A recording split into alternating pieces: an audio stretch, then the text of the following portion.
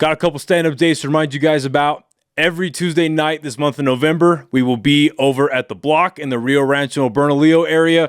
Show starts at 8, ends at 9:30. It's been an amazing venue so far. Kick-ass shows. Come out and see it. All of them are hosted by my boy, AJ De Leon. And then at the end of the month, on the 22nd at 8 p.m., we're doing another show at Safe House in downtown Albuquerque. Now let's get into the podcast. 2, 1. It's good to see you.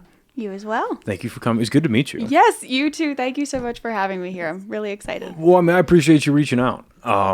It happens like every so often. Sometimes from people who are kind of kooky, so I'm like, maybe I'll get to you. But no, I was like, okay, cool. And it's very well articulated. You're very professional. Thank you. So I appreciate that. Thank you. Of course, I want to talk about your pageantry stuff and the different organizations you're involved in.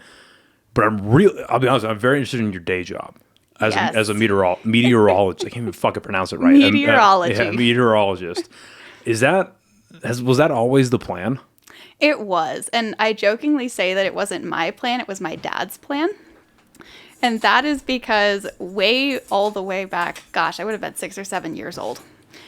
My parents religiously watched the news every night. And where we grew up, we watched the Philly news. So Glenn Hurricane Schwartz. Not sure if you're familiar with him. No idea. So you're from Philadelphia originally? I'm actually from Maryland, New Jersey. Oh, okay.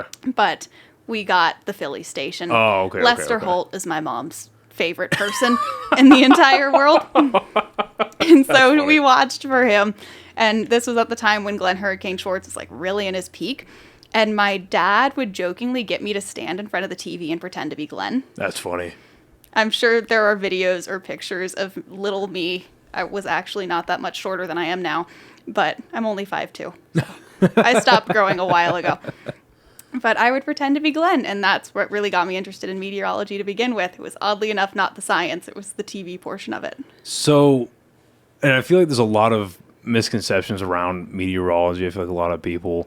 And it's kind of fueled by ignorance, right? Where it's like, all they do is stand in front of the we get paid to be wrong. Yeah. Well, yeah, that's funny. But like a lot of people think you just kind of stand in front of the teleprompter. As long as you can work the green screen and say the right thing, you're okay. What type of schooling do you have to do to get into meteorology? So I have a bachelor's of science. Shit. Yep. It is a science degree. We jokingly call it an engineering degree in the atmosphere because I had to take the same math that the engineering students did. Interesting. Yep. So I took Calc 1, 2, 3, linear algebra, differential equations, thermodynamics, and fluids. I dropped out of college 4 times. Yeah, I'm like a 4 or 5 time college attendee. That's crazy. Good for you. And was that all on the East Coast? Yes, I am a Virginia Tech alumni. I just graduated in May. I actually got my degree in 3 years instead of 4. Oh, wow. So it was pat myself on the back for that one. Yeah, good for you. Saved myself about $50,000 in out-of-state tuition. Yeah, that's crazy. Yeah, the cost of education is absolutely fucking insane. Very high. I am incredibly grateful, though, that my grandparents had a college fund set up for me that paid for 2 years, and then pageantry put me through last year. Wow, good for that's incredible, because now you have a bunch of people and even like in STEM fields, it's getting to the point where just there is not jobs going around right now because everyone just and understandably so. I'm the same way. I have a decent job, and I'm not fucking making extravagant money, but I'm doing enough to pay the bills and all that. And I'm like, as much as I have my gripes with it, I really don't have any intention of leaving. And a big reason is because, and I've looked, and there's nothing out there. Especially, and I'm in a very I'm a recruiter, so it's a very niche field already. Yeah. But I just have an associate's. I don't have any major education. All my work history is either military or recruiting. So it's either I stay in this very niche field and I stick with the job that I'm very lucky to have, or I go back in the military. And that second one is never fucking happening. Not for you. No, thank you. I did my 6 years and I got out. But it's just, I have a lot of friends that are in, they got medical degrees and they got different science degrees, and they're like, we're thinking of either changing fields or just going straight into hospital type care, or trying to figure out even changing careers and going into trades, because like there's always gonna be a need for trades. But I can't imagine going to college, getting like anywhere between $100,000 to $200,000 in debt, and then Starbucks is hiring. Honestly, though, and meteorology is such a niche field. You really have two main options. The first is the National Weather Service, which is such a competitive job. You're competing against people who have been working for the National Weather Service for 20 plus years to get these entry-level positions. You just can't beat that. Or you go into broadcasting. And in a lot of places, broadcasting is kind of considered to be the short end of the stick because of how little it pays in really tiny markets. Now, I'm incredibly fortunate to have started in such a huge market, which is Albuquerque. I think it's it's in the 50s, I believe.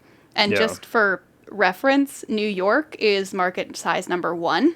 Right, which makes perfect sense. It's huge. I think Los Angeles is second, then maybe Chicago, Boston, something along those lines.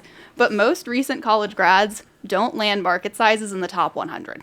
This episode of the podcast is brought to you by the amazing people over at Chop Chili Company. Guys, they are the original sponsor of this podcast, and I could not be happier to continue to be working with these guys. I get it. It's New Mexico. Everyone loves red, green, both.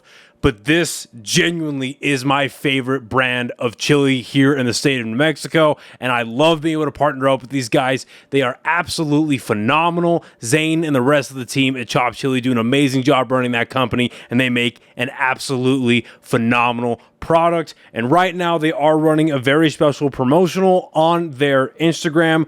Go check them out on Instagram. Go give them a follow. And as they post pictures with the hashtag Where's My Chili Challenge, if you can guess where in New Mexico that picture was taken, you can win not only free red or green chili, but also a free custom t-shirt directly from the company themselves. Again, go check them out on Instagram. Give them a follow. Check out their hashtag Where's My Chili Challenge. Win yourself some free chili. Win yourself some free shirts. They are also available in Smith's, Albertsons, Sprouts, and a ton of other grocery stores in the state of New Mexico, as well as El Paso, and they are expanding out to West Texas. Again, thank you so much to Zane and the rest of his amazing team over at Chop Chili. Back to the episode. Yeah, that's what I had Logan on from the New Mexico Living team. Nice. Yeah, super nice guy. I love him. He is awesome. I genuinely wish sometimes I had his energy. Mm-hmm. You know what I mean? He's like, how's it going? It's a great day to be early in the morning, and he's just so happy to be there. His energy is infectious. Yeah. He's happy to be at work, so I'm happy to be at work. That's awesome. But yeah, he was telling me too how like, yeah, if you're gonna get a job in broadcasting, you need to go to like a small. It's like if you were to start. If you went through all the schooling you went through and you lived in Albuquerque, you might have to move down to Roswell, or you might have to move up to, I don't even know what Vegas does for there. It's probably just leech off of Santa Fe, but like you have to go to Santa Fe, or you'd have to like go to West Texas or something like that. But yeah, the fact you can start in Albuquerque at KRQE is crazy. So you grow up on the east side of the country. I did. Do you, after you finished college there, you just applied everywhere? So I actually started applying to jobs last November. I was way ahead of the power curve. And my strategy was to apply to literally anywhere that would accept my resume, even if I wasn't qualified for the job. That's fair. Which is how I got the interview with Albuquerque. I applied for a job that required experience I did not have. And I guess they appreciated my ambition and gave me the interview. Well, a lot of I don't say, I said this on a podcast a few months ago, and I got some shit for it, but like degrees are important in very specific fields like STEM, right? And stuff that you're doing. Degrees are important. But I think the two most valuable things that schooling in general can teach you are the ability to articulate yourself and understand information, and the ability to network, right? How do you sell yourself? You could be the greatest. I mean, you could have a ton of, you could have 20 years of experience somehow. But if you can't display that to somebody, and if you can't properly, show why you're at least worth, an investment and a gamble on, they will go to somebody that maybe has a fraction of the experience that you do. But if they're able to sell themselves better, and they're able to, I don't want to say like coerce themselves into a job, but you know what I mean? Like they're good salesmen. Like, you have to be able to do that to advance in any like business, in any like facet of life, really. Like, that's business relationships, that's personal relationships, sometimes that's family relationships, but like, it's your ability to articulate what's going on in your head. So, and that's how I got the job that I did. I only had I think a year in recruiting, and then I really prettied up my military experience. I was just in the National Guard. It's part-time. Nice. You know what I mean? So it's Still, it's important. well, right now, unfortunately, on the east side of the country, the National Guard's very important. But, I didn't really do a whole lot over my 6 years. So it was just, basically putting makeup on a pig and saying, hey, it's pretty. And then just getting the job that way. But there's a lot of skill to that. So you're brand new to New Mexico then? Yes, sir. I moved here right after the 4th of July. Oh, shit. Good for you. Got a couple of months under my belt. Oh, shit. So what's like a normal day for you in the news station? So my favorite part about working on the news is that every day is just a little bit different, which is good for me because I am a creature of obsessive habit. So if you let me do the same thing every day, I will. And the weather helps me break that up just a little bit. Yeah. So the first thing I do when I get to work is obviously forecast. I need to figure out where's the wind patterns happening, especially right now with Balloon Fiesta. Those winds are so important. And at such a microclimate that is Balloon Fiesta Park, they can change in just a couple of minutes. This episode of the podcast is brought to you by the amazing people over at High Desert Relief, a premier herbal destination right here in the state of New Mexico. They have extremely well-trained and knowledgeable staff that are more than happy to help you find what you're looking for or try something that you maybe have never thought of before. They have 2 locations right here in Albuquerque and a 3rd in Santa Fe. All 3 will be listed in the description of this episode below. All 3 locations offering legendary products at absolutely legendary prices, including this awesome merch that they were so kind enough to give me. They can be found at all 3 of the locations. Again, big thank you to all the people over at HDR. Back to the episode. Yeah. So I may make a graphic at 9 a.m., but before I go on at noon, I've changed it about 10 times. Okay. And then I'm on air from about 12 to 12:30, and I have the best anchor in the world. His name is Chad. He is absolutely incredible. He's been so helpful with me really finding my broadcasting groove. And then after the noon show, I'm also the weather producer for KRQE, so I make all of the graphics for the chief and the other meteorologists. Oh, wow. Okay. How's that done? That is mostly done it's a weather software called Max. It used to be owned by IBM. I'm not sure if they sold it or not, so don't quote me on that. But it's a lot of essentially graphic Is IBM design. even around still? I think so. I hate using my phone, but like, I don't even know if IBM is still because I know I thought Intel bought up a lot of their shit. It used to be owned by IBM. I'm not sure if it's still owned by IBM or not. Okay, yeah, they're still around. Okay, I'm just stupid. Okay. Anyway, so you use a software called Max? Max software. And it's a combination of Keep explaining. I'm just going to check the cameras and all that. It's a combination of graphic design almost and a little bit of coding. And I am not the best coder in the world. I will say that first and foremost. But I do know my way around a Python script, which is very, very helpful specifically with Max. But other than that, you really just take the knowledge that you have from forecasting and you make things like surface maps. So if you're ever watching KRQE and you see a high pressure system that maybe moves across the state, know that I was the one who moved it. No, that's cool. I couldn't even imagine. How long did it take you to learn how to do stuff like that? How to actually program all that and design it? It took me... Do you learn that in college? Did they teach you that in college? I did not learn that in college. I learned how to code in college, but it was very specific style of coding. Pretty much all weather data is stored. So fun fact about weather data. It's not stored in month, day, year. It's stored in hours from 1980. Don't ask me why. That's just how they decided to do it.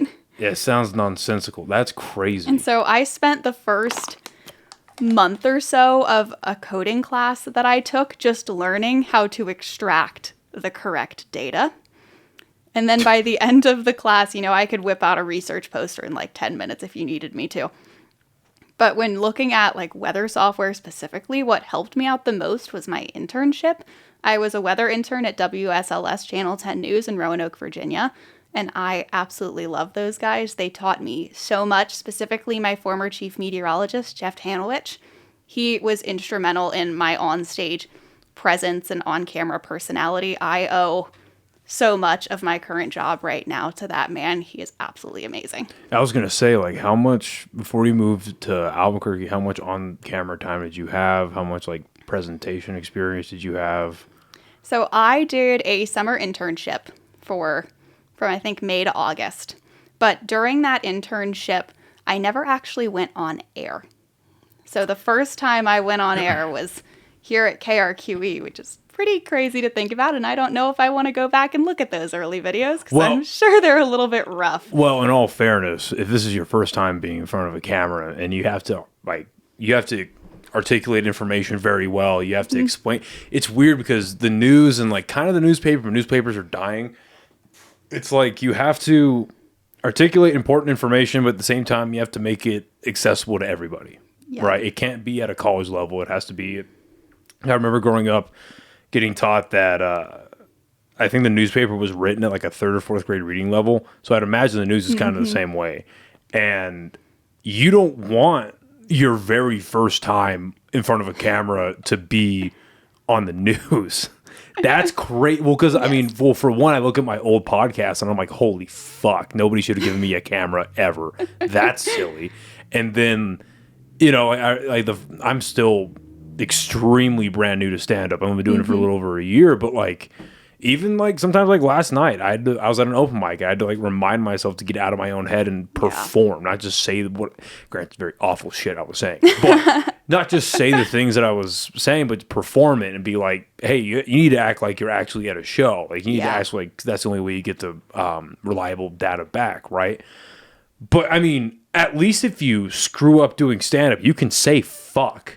Like, oh yeah, I can't do that. You can be like, oh shit, all right, I'll try that again. But no, if you're in the news and you say, oh fuck, I think you get fired. Yeah, or at least a very stern talking to.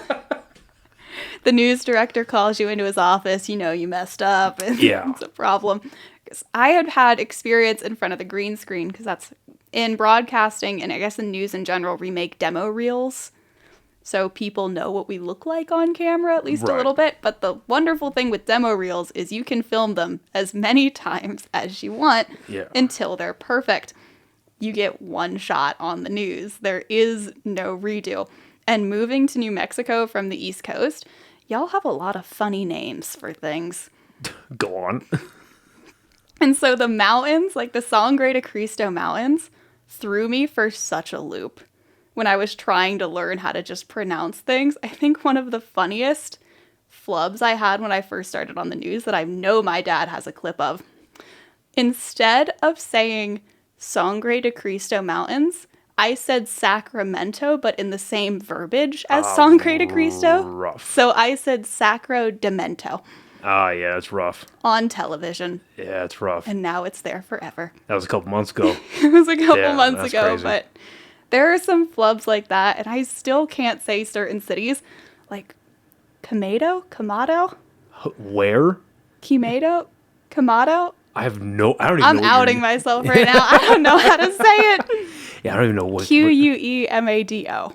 Quemado. Quemado? Yeah, Quemado. Quemado. You have to, like, drop your tongue in your mouth a little bit to get that accent to come out, but, I mean, I'm half white, half Mexican, so I fuck up a lot of times too. So it is what it is. Well, I apologize to the people in Quemado. Oh, who gives a fuck? They're fine. They don't have electricity I don't know how to say your name. I'm sorry. I'm learning. So when you're learning how to be on television, how to be in front of a camera, what type of stuff are they teaching you as like, again, a very first time learner? So one of the most important things that you would think would be intuitive, but a lot of times isn't, is that you actually have to look at the camera. So we have a monitor. It's like a little box below the camera that shows us what we look like, because obviously there's a green screen behind us. Right. I can't see the graphic by just turning and looking at the green screen. Right. And so you want to look down at the monitor, but if you look down at the monitor, you're no longer looking at the camera and your eyes are cast down. Right. And then you don't have as great a connection with the viewers because they don't think you're actually looking at them because you kind of aren't. So that's a difficult thing. And then everyone has their word of choice. For me, I like to call things lovely and wonderful. Those are my 2 words of choice. The weather is lovely. The leaves are wonderful. I think most of mine are 4-letter words. Now that I think about that. I never thought about having choice words. That's Everybody funny. has their words of choice. Another word of mine is absolutely. I think I had a viewer count once, and he said I said it 8 times in an hour broadcast. Oh, shit. So when I was in... Oh, I haven't thought about this in a long time. So I went to military school for high school and college, and I had to give a speech. I had never really had a whole lot of experience doing it. I had to give a speech to the whole school from from a point of authority, which I didn't really enjoy. And I was up there in the auditorium giving a speech to probably going 900 people or so, maybe 1,000 around there. And a friend of mine, Adrian, she was sitting right up in front, and I kept catching her. She would like make eye contact with me, do a little bit of scribbling, and like halfway through, she wasn't doing scribble. She was just doing like, I could tell her pen was just kind of going like this. It was just like she was tallying how many times she said something. Yeah, I was like, what the fuck is she doing? So anyway, I get done with my stuff, and she goes, I have some feedback. And I'm like, okay. She goes, you said 79 times. Oh my goodness. And I was like, you made 79 times? And she shows me like a paper and a half. I'm like, yes, I did. I'm like, well, at least you didn't fall asleep. That's fine. You Whatever, were man. awake. But yeah, that's so why. And I don't know if you know if there is an answer to this, but why wouldn't so if you, because I kind of figured that you have to look at a screen that's displaying what the viewer's seeing. So if the monitor's here, right? Yep. So this is what the viewer is seeing. Why not put, or what your like teleprompter, why not put it right next to it? I have no idea. I guess it's just the way that they're built, because right now it's set up. So we'll say this is like the camera. This is the monitor that's showing me what I look like, and I have to look up here. Yeah, that makes no sense. I don't get paid enough to know why, I guess.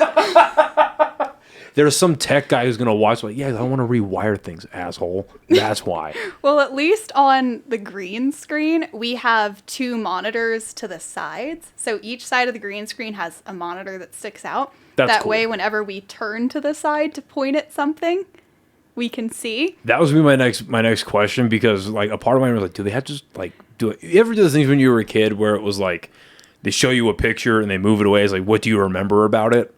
I kind of figured it's like, do they have to do that? Because that would suck. So, but you turn around and there's like hidden monitors that the viewer can't see, right? The only time you have to really use your peripheral vision is when we're on the big TV screen. That's not the green screen. It's just like a huge monitor. Because when I'm looking at the, I guess, teleprompter, there's the monitor below me that shows me what I look like. And then above it, it's just blank.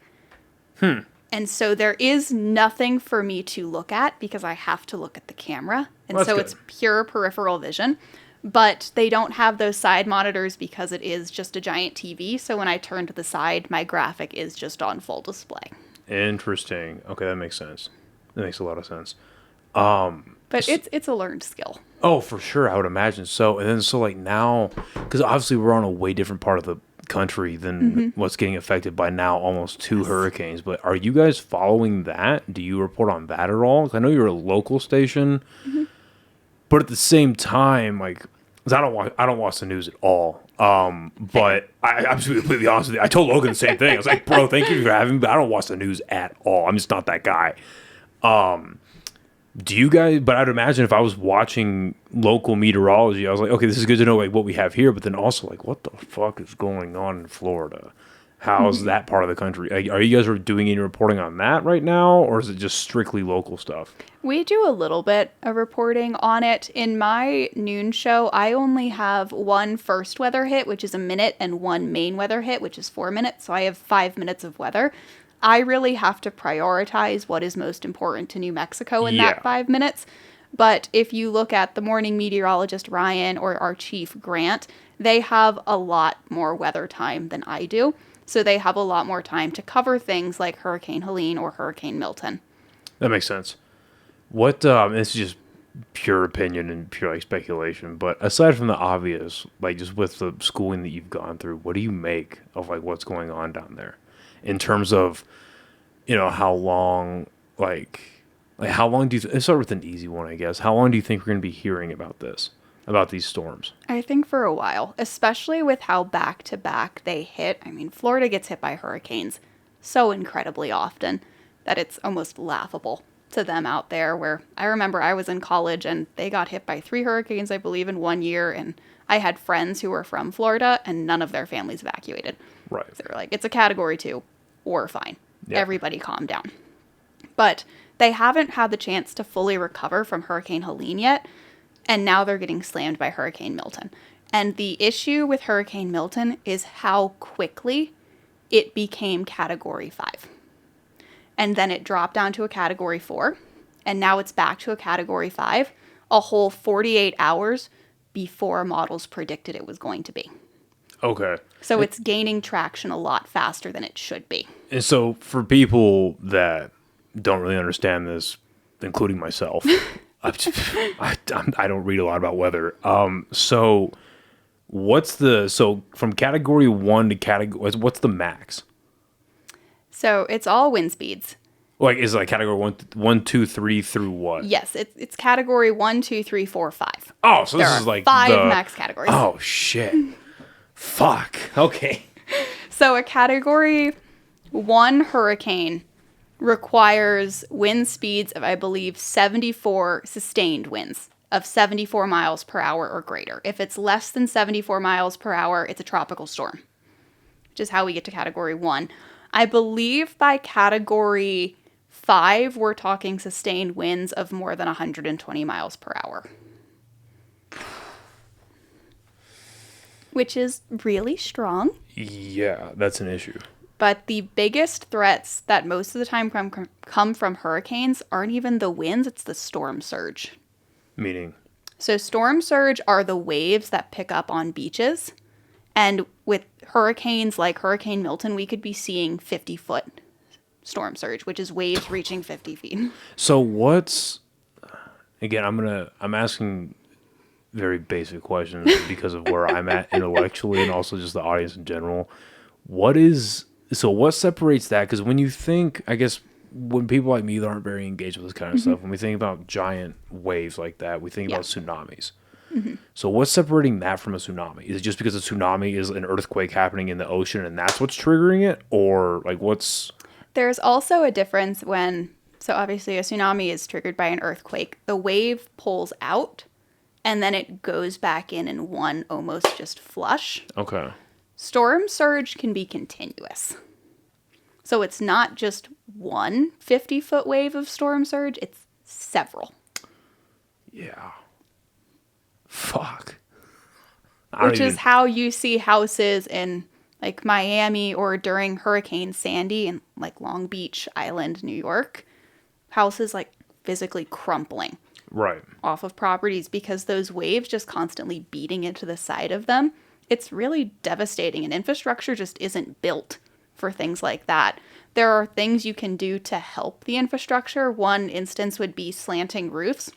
If you slant the roof towards the ocean, so when the water comes up, it can slide right off. That helps, but not every house is built that way. And so if the roof is slanted the opposite way, there's no way for the water to go. It just goes in. Right, and I would also imagine with winds being that high and water being the waves being that tall, it takes out the side of the house like that, right? I would imagine. It's in very a lot devastating. of cases. In a lot of cases. How common are these kind of hurricanes? Where it's a category 5 so soon? Not even like, I don't even go that far because I'd imagine that a category 5 right after, because what category was Helene? Helene, I believe was it a 2 or 3? 3 or 4? So don't quote me on that. So, but it wasn't a 5. So let's say, I don't believe so. Let's say it was a 3, right? So say it was a 3. How common is it that a 5 follows that? And then how common is a 5 in general? So stronger hurricanes are happening more and more frequently. And that's because hurricanes need two primary things, excuse me, I can speak English. They need warmth and they need moisture. So warm moisture coming from the Gulf of Mexico, for example, is going to provide a very strong hurricane. That moisture, specifically the warm moisture, is their fuel. It's their power source, which is also why when hurricanes pass over land, they decrease in strength. Which is what was strange about Helene, because that one traveled all the way through, like, to the Great Lakes or some shit, right? Yeah, it tracked instead of, I think the track was supposed to go out up the East Atlantic coast, and instead it curled inwards. And it, like, traveled north until the next body of water, right? Yeah. Which is unheard of, I'm assuming.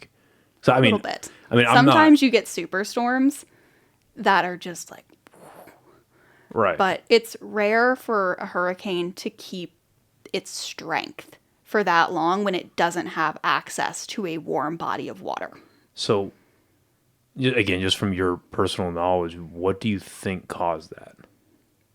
The maintaining of strength and the ability for it to carry all the way through the country. Not obviously, like, just up, right? Yeah. It could have been a couple of things. In meteorology, we have something called CAPE, which is convective available potential energy. And that is essentially just another fuel source. It's how much energy exists in the atmosphere. And it could have tapped into some really extreme CAPE. It also could have been hovering over a maritime tropical air mass, which is a warm, moist air mass that could have settled itself over the United States. And then the thing with Helene is that it was popping up a lot of supercell thunderstorms, which were causing all of the tornadoes and the really destructive damage, especially into like Asheville, Carolina, and really Appalachia as a whole, which is my old stomping ground. So I have a lot of friends out there who were doing wall-to-wall coverage and had cots set up in their newsrooms. So I just want to make sure I understood you properly. So potentially, right, not for sure, but potentially it would pick up on tornadoes that would basically help propel it forward. So the hurricane was spouting, I guess spouting isn't the correct word. It was causing supercell thunderstorms to form off of it. And those supercell thunderstorms were then creating the tornadoes, which was then causing the destruction that we saw. Hurricanes they're a beast. I am not going to lie. They can cause a lot of damage in ways that you would not expect. I had no idea that hurricanes can spawn tornadoes. That is incredible. What the fuck, So a little bit of a meteorology breakdown. So a supercell thunderstorm is effectively just a severe thunderstorm. And what separates it from a normal thunderstorm is its rotating updraft. So air goes up into a cloud. And sometimes in supercells, that air is rotating when it goes up into a cloud. And if wind shear is favorable, so what happens, wind shear is effectively how winds change with height. This is turning into a mini science lesson. No. Feel free to stop me. No. It's too boring. All the information you want to give. This is exactly what this is for. Yeah. We can say that, we'll say that the wind speeds at the surface, like wind gusts, are 20 miles per hour. As we go up in the atmosphere, for a supercell, we want them to get stronger. So we'll say that at the surface, they're 20, and then at maybe an upper level, they're 50. So they increase with height. And as they're increasing with height, imagine like little arrows. So there's like an arrow here, and then there's a longer arrow and a longer arrow and a longer arrow. That is pushing the cloud to the side. And that is sustaining the updraft, because there's an updraft in a cloud and there's a downdraft. And if the two are right on top of each other, the cloud dies. The storm dies. And so when you have that updraft that's rotating and the cloud is pushed over, it separates the updraft from the downdraft. And that allows the thunderstorm to continue its lifespan. And now when you get that separation and that really nice wind shear, and you combine that with a low cloud base, so the lower the cloud is to the ground, and a couple of other things like some really nice available CAPE, no cap, which is another meteorology term. Cap is just effectively the layer of the atmosphere you have to break through to access the CAPE or the energy. So it's a barrier. Right. And if you can get all of that, then a tornado can form. And the important thing is to have that separation between the updraft and the downdraft because it's going to form in the region. I'm making a diagram with my hands that nobody but me understands. So we have the updraft and the downdraft.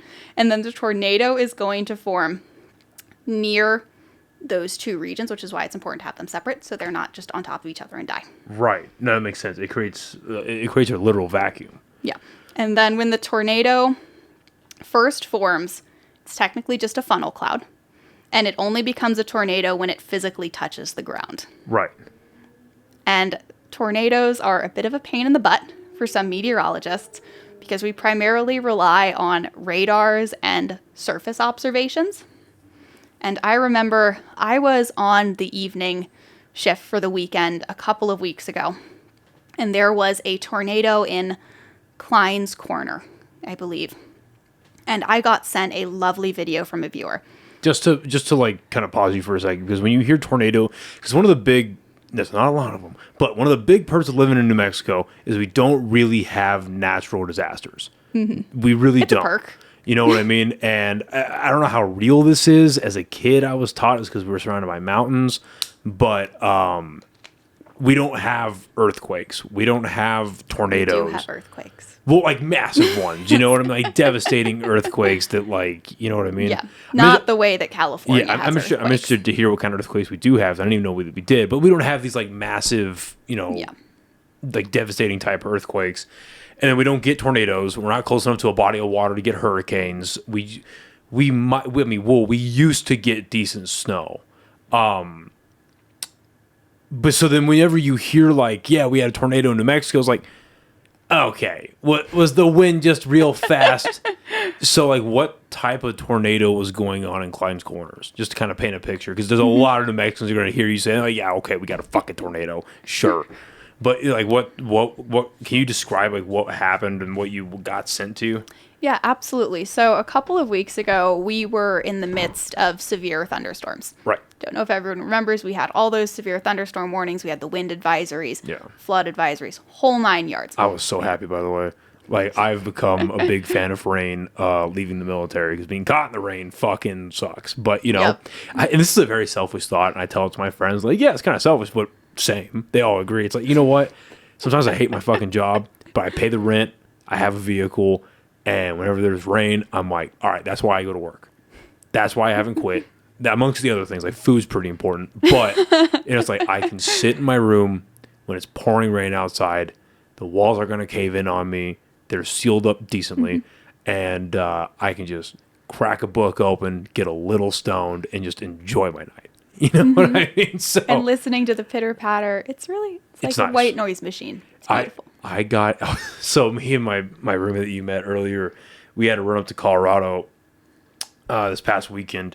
For not the best reasons. We had to run to Colorado, and I remember we were staying in this hotel, and I turned on the air conditioner, and the best fucking white noise machine ever invented. But there was a period of time, it reminded me, there was a period of time earlier this year where I was like cycling through YouTube and I was sleeping and just putting on these white noise things that lasted 10 hours, and one of them was 10 hours of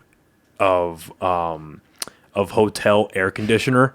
And I just clocked that up to 10 and just knocked the fuck out. That's great. I love that.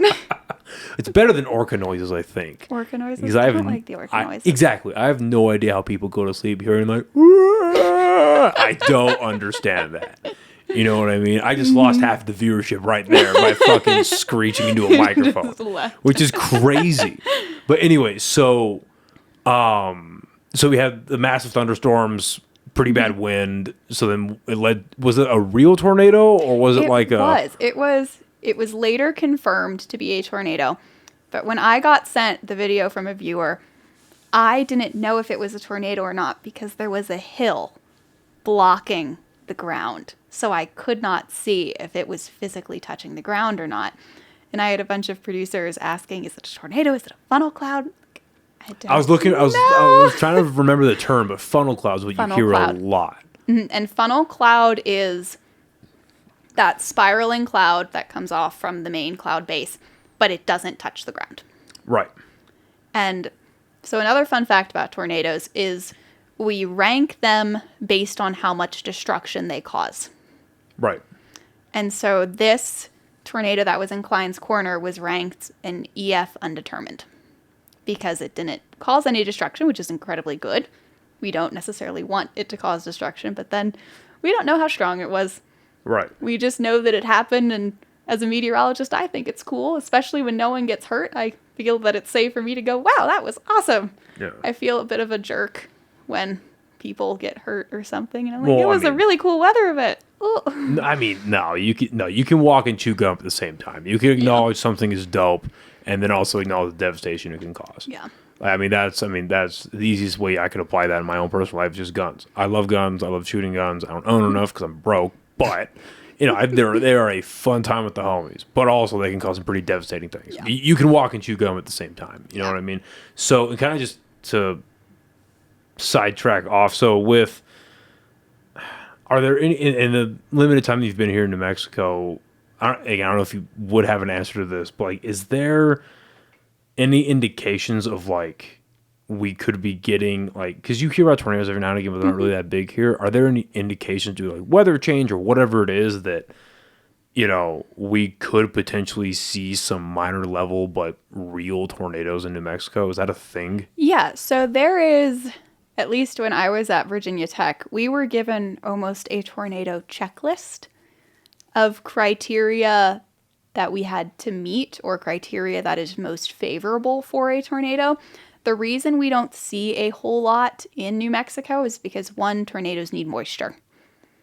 We are lacking in that category. We have fucking none. So thank God. Okay. Because tornadoes originate from supercell thunderstorms, and to form a supercell, you need moisture. Right. Other things that are important for tornadoes is wind shear. So at least 20 mile per hour at the surface level, more as it increases. And you want, one, wind shear to be increasing with height. And you also want backed wind at the surface. So we in the United States live in the zone of prevailing westerlies. So our wind typically comes from the west. If you want a tornado, you want that wind to start from the east and then switch to the west. So you get a wind profile that curves, and that's how you get that rotation. Which makes perfect sense. So, okay, so I think we're pretty okay. We're pretty okay. Cool. If we do get a few tornadoes, from at least what my chief Grant has told me, they happen way out in eastern New Mexico where nobody is. Yeah, that's true. Yeah, fuck you, Clovis. You hear that? I love you, Clovis. Please keep watching. One of my best friends lives in Clovis. That's funny. It's a sad little town. The only cool things that I found in Clovis, my best friend lives there, and then I half got one of my tattoos done out there. Okay. Because a friend of mine, her husband's an artist out there, and we bartered for a tattoo. I gave him some comic books and like a little collectible piece, and he didn't even finish the tattoo because I was bleeding too much. Oh. But because I got my so on my ankle I have the Ninja Turtles. Nice. But my skin around my ankle is just like right above it. It's like the lower foot or higher foot, lower leg, whatever. The skin around there is so thin, and I have fucking chicken legs, so it's so skinny down there that like I went twice out there to try to get the piece done, and he's like, "Yeah, dude, we might have to take like another session, if not one more." I was like, "Yeah, I'll be back." And I just never went back just because life got crazy and it hasn't stopped. Yeah, Clovis is a sad little place. Poor Clovis. So that's interesting. Interesting to learn. Okay, so originally talking about hurricanes. So now that I've gone on a very massive tangent, we can recur. Well, no. It's interesting because I had no idea that hurricanes can even spawn tornadoes due to weather activity. And then, I mean, a lot of people, including myself, we just think that hurricanes are just wet tornadoes, but it's a bit more complicated than that. So everything we just talked about. So with, when you have these different hurricanes happening in the same part of the country, is it common for them to happen back to back like that? And then how common? All right, so start with something easier. How common are Category 5s in the first place? And then how common is it that a Category 5 follows, let's say, a Category 3, for argument's sake? So Category 5s are becoming more and more common, and that's just because the oceans are warming. the warmer the ocean, the stronger the hurricane, is a pretty generalized assumption to make. And then how often it would be that a Category 5 directly follows a Category 3, I don't know if I have an answer to that, but I would assume it's rare that they happen this close back to back. I mean, hurricanes can happen back to back. We've seen that before. That's not necessarily the most uncommon part. But to have two incredibly destructive hurricanes back to back, it's becoming more common, but it's still erring on the rarer side, at least in my opinion. Right. I mean, and that makes sense. And even if you hadn't told me this before we started shooting, I have no interest in getting the political side of this. I think politicizing the weather is fucking stupid. And I think it's absolutely it's a little weird. Well, it's like if you have listen, as long as the sources are trustworthy, numbers don't know how to lie. Numbers are numbers. Data is data. So I think politicizing something like climate change is stupid. And then coming from a stupid person, I hate it even more because I don't understand climate change on its face. Now when you add politics to it, which I do understand, it somehow makes it worse. So a common denominator that I'm seeing in what you're explaining is warmth. And you hear a lot of, and at the base of the climate change argument is that the earth is getting warmer. Global warming is a real thing that it's happening, that is happening. So again, removing the politics from it, just strictly knowledge that you have. Is this well, first of all, let's zoom out. How do you even define, outside of just saying the climate's changing, how do you define climate change? By what metrics would you look at to say yeah, that's a climate change related thing? Or if you're explaining to a fifth grader, what is climate change? So we can access climate records going back hundreds of millions of years. That's the amazing thing about climate science is you can pull an ice core from Antarctica or from the Arctic and discover what was the temperatures, what did the atmosphere look like back then, because we can pull what types of gases were in the atmosphere just based on dust particles and things of that nature. And so when we look at those climate records, as I'll call them, we can see that on average, the Earth is warming. We know that.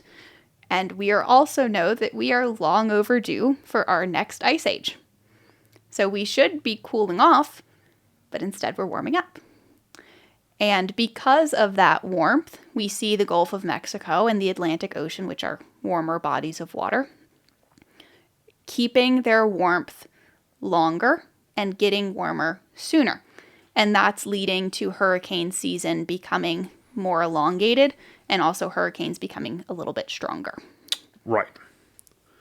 That makes sense. So then would that be, in my brain, that's the natural counter argument to, because a lot of people, so I hear the two arguments, again, removing politics, which is the two combating arguments are well, things are getting warm and it's not stopping. We should be worried. And then the other argument is, well, the Earth goes through cycles. It's going to get warmer for a while. Then we're going to go back to the ice age. Then we're going to, to a cooler temperature. And it's swapping. It's a pendulum, right? Swinging left and right. But then with what you just said, the natural counter argument to that is, you're right. We do go through cycles, but this one ain't fucking ending. So now we have an issue. So is that the natural counter to that, I would say? I would say that they are correct. The Earth does swing through cycles. We have ice ages, and then we have periods of really warm places, and that's where we got, I'm really into history documentaries, so Titanoboa. I don't know if you've heard of that. I have no fuck. See, most of the history, all of the history documentaries that I watch are surrounding World War II and military type history. So no, feel free to explain. Yeah. So Titanoboa is effectively just a really, really big boa constrictor. And back when, I couldn't even tell you, probably a couple 100 million years ago. I'm going to look this up. When the Earth was a lot warmer than it was now, it allowed for amphibian species like frogs and reptiles like snakes to get absolutely massive because they had that warm environment. It's a Godzilla character. What the fuck?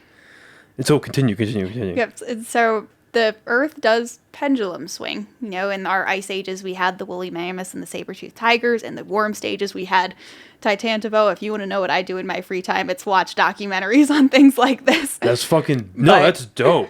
Good for you. Hey, there are some, you could be filling your brain with a lot of bad things. All right, this is fucking cool. That's crazy.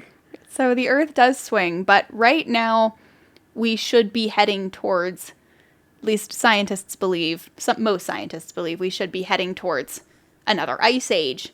But instead we're warming up, and a lot of people mark the Industrial Revolution as when the warming started, because that's when we started tapping into fossil fuels and things of that nature. Oh, the Industrial Revolution and its consequences. Benefits, pros and cons.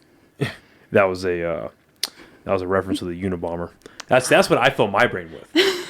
Everyone has their hobbies. Yeah, yeah. I'm on a few watch lists because of mine. But no, that's crazy. Okay, so we go through these cycles, but the main argument right now is that, well, this one isn't ending, and scientists have been telling us about this for a long time. Like, I remember not hearing about it because I was way too young, but like growing up, like my he was in my life for a very long time, but my dad was very much Democrat, and my mother's side of the family was very much Republican. And I remember my dad mentioning kind of offhand about, like, because Al Gore ran in 99, I think. It was before my time. That sounds right. I was 2, so. But ran in 99 against Bush, and his whole thing was the climate's changing, and he had that movie that came out, The Inconvenient Truth. So I remember hearing about that as a kid. I was like, yeah, this shit's happening. And now that I'm seeing all this kind of stuff, that's what's kind of popping into my head. It's like, oh, he was off by like a decade, but it doesn't seem like he was wrong. And we won't know, like, unfortunately, we don't know the true devastating effects of all this until it passes, of course. But it's going to take a while, I'd imagine, for science. Like, how quickly, before I even say anything, I don't want to assume, how quickly, so let's say, because when's Milton supposed to hit? Tomorrow, right? Or the day after? It's become a category 5 about 48 hours before model predictions. And when were model predictions coming out? Model predictions come out fairly frequently. Depending on the model you use, it can be every hour or so. Okay. Every couple hours. So let's say, just again, for argument's sake, let's say Milton hits on Friday. Okay. Right? How soon after that do we start figuring out, like, how is it caused? What could have been done to prevent this, if anything? Like, when does that kind of, like the Monday morning quarterback data, when does that start coming out? Like, prevent the hurricane or prevent the destruction from the hurricane? Destruction. Okay. I know it's next impossible to prevent hurricane. I'm not. I don't know what we could have done to prevent the hurricane. Yeah. But. No, but like, yeah, you're right. I should have phrased that better. Preventative measures to limit destruction. What could we have done in that manner, and then the causation of it? When does that type of data start to come out? It can come out fairly quickly. This is not necessarily my field of expertise. There are disaster management specialists who are far smarter on this than I am. That's fair, yeah. I do know that the first hurricane I remember was Hurricane Sandy. It was when I was still living in New Jersey at the time, and my biggest memory of it was that I got 2 days off of school. Yeah. But I mean, that's fair. Yeah. Well, I remember. That's what I remember from it. And thankfully, where I was in New Jersey, we were not hit very hard. I was a little bit further inland, so I was not directly on the coast where we saw those houses just get straight ripped off of their foundations. Right. But I remember having to shovel out water from the driveway and not being able to walk outside because the water was up to my knees or ankles, and it only takes about 6 inches of rushing water to knock you off your feet, so it wasn't safe. That is one of the things that blows my mind the most, I think, is when you see the pictures of water levels getting above vehicles, and then they're overshadowing one-story homes. And then they've almost taken over 2-story homes. And you see, like, I mean, just because of how McDonald's is fucking everywhere, you'll see the golden arches, and then right under them is a body of water. And the Waffle Houses are still open. Hell yeah, they are. That's an American institution. Nothing's taking that shit down. Waffle House is beautiful. I love waffles. Yeah. But what, like, Because obviously, like, the sewer systems are getting flooded and shit like that, but like just the insane amounts of water. Because I mean, again, this is a very, I don't mean to downplay or to minimize what's going on, but like if I go outside and I just turn on this city's, or not the city, this block's hoses, and I just leave them in the street, it's gonna go away. Yeah. But you know, if I do that same thing, but I put all those hoses into a giant pool, it's gonna fill up in about 10 minutes, 10, 15 minutes tops. It's just fucking mind blowing. I don't really, I don't know how to, if I'm articulating myself, I don't know how to properly explain how like mind boggling that is to me. Yeah. But it's just the idea of water being able to take over cities like that is fucking wild. And especially in cities, it becomes quite precarious because they have a lot of impervious surfaces, which are surfaces that water can't absorb into. Right. So concrete, tables, right, things of that nature. And then the surfaces they do have, the soil can get overwhelmed so quickly when that amount of water falls in such little time that it becomes fully saturated, and then it can't take any more water. Right. And there's nowhere else for the water to go. Exactly. Yeah, and just how quickly that can happen, and that's just so fucking crazy to me. So again, is this, in your opinion, are these signs like of like, hey, maybe we should really be paying attention to climate change? I think we should have been paying attention to climate change a while ago, in my personal opinion, but I'm also an atmospheric scientist. Right. Climate change is a big part, or was a big part, of my education. And it's a big part of the weather and how it's making severe weather like hurricanes a lot more frequent and a lot more powerful. But I also think that there's not a whole lot that us as individuals can do to help climate change. Like, of course, recycle, turn off your lights when you're not using them, things of that nature. But when you think of the large footprint that 7 billion people on Earth have, right, one or two people were not going to stop climate change, just the two of us. Well, that's the thing, right? Is so the argument against that I hear a lot, and I do believe there is some merit to it. It's like, well, right, but if too many people think like that, then it's a whole issue, right? But then my counter argument to that is like, okay, America is one of the most carbon, like as close to carbon positive you can get countries on the planet. We are like at the destruction of a lot of infrastructure. We are doing our best, and at the destruction of a lot of foreign infrastructure, especially everything that we're learning about what it takes to mine lithium and create lithium, to mine cobalt red or whatever the fuck it is, to all the cobalt mining to make the lithium batteries for like EVs and stuff like that. We're learning about all the destruction that does outside of just societal destruction, like actual physical environmental destruction that does to other countries. But then removing that, my natural argument is like, well, we're doing our best, but what the fuck are people like China doing? Where they literally, like America, obviously most people freaked the fuck out during the pandemic because of the mask. Like, it's uncomfortable, it's bad, It's like, well, yeah, these fucks over in China have been wearing masks for decades because of how bad their air quality is, how bad the pollution is, and all that type of stuff. So that's kind of where my brain goes. It was like, well, just because like two wrongs don't make a right, and that's something you learn as a kid, obviously. But then on the other hand, it's like, well, there is some merit to that, where it's like, well, they're not playing ball and we're doing our best. There should be some kind of like, hey, China, help. We should all, a bit of something. We need to do the best that we can do, and that's all I can really ask from especially individuals. Yeah, it's just a tricky thing. And then, like I said beforehand, and because everything is so politicized these days, when you add that on top of it, where it's like, oh, well, if you think this is a climate thing, you're a liberal idiot. But then if you don't think it's a climate thing, you're a Republican dumbass. And then it just becomes this clashing, but it's like, that's not how you get shit done. Anyway, so in your personal career as a meteorologist, is this something that you see yourself doing? And I do want to get to everything else you're doing as well, I promise. It's just very interesting to me. I love talking about the weather. I could talk about it all day. I really could. It's usually a stereotype for bad conversation too, so which I think is funny. is this a career field that you see yourself carrying on in the long term? Do you see yourself not branching out, but like transitioning over to like traditional nightly news, or like is it for not just meteorology, but like is it in front of the camera something you see yourself doing for a long time? Yes, I've wanted to do broadcast since before I could remember. I'm so incredibly lucky to have landed an amazing job straight out of college. This just doesn't happen to most people. And I plan on riding Sure, it does. this wave. It happens to the right people. I plan on riding this wave for as long as I can. Right now, I'm on the noon show, so I'm on from 12 to 12:30. Who knows? Maybe in a couple years, another position might open. I might move into that one.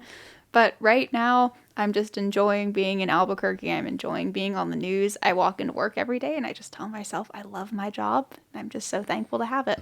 No, that's awesome. And yeah, because I was telling Logan both on and off the podcast, I was like, yeah, there was always a part of me that was like, yeah, maybe I want to be a part of a news station or like be on the radio or something like that. But I just, as I've grown up and as like my worldview has changed a little bit and as life experiences have happened and a few doses of mushrooms later, I was like, you know what? I don't think I have the person. Podcasting is where I need to be. Because I just, as you can tell, I have a very colorful vernacular, let's put it that way. And our choice words are a little bit different. Yeah, they are. And I can control myself. Like I'm very proud of my 5-minute stint on New Mexico Living. I'd love to be back, by the way. Whenever I've got some pretty big shows coming up that I'd love to promote. Just to hit you have my number. I'm very thankful to do that. Mm-hmm. But like at least I used to give props to people that would go on like Fox or CNN to like do those little like debates. Mm-hmm. I sit and watch those sometimes where I don't know if I could sit there for longer than 15 minutes and watch some of these people talk. I'm like, hey, you fucking idiot, you're wrong. And we have this, you know what I mean? I like showing up to I like debating people on topics, and I'll show up with receipts and shit. It's like, no, you're wrong. You're wrong. So I was the president of my high school debate team. That tracks in the best way possible. Arguing is a sport to me. Yeah. Well, it's really, how do I put this? Like it's a skill, obviously, being able to debate. And again, it's articulating your thoughts, it's presenting your point of view, but the most important part of that, I think, is you're presenting your point of view in a well-mannered way. Mm-hmm. Especially if it's in a professional setting where you're not supposed to swear, and you're not supposed to want to be colorful with your language. And it's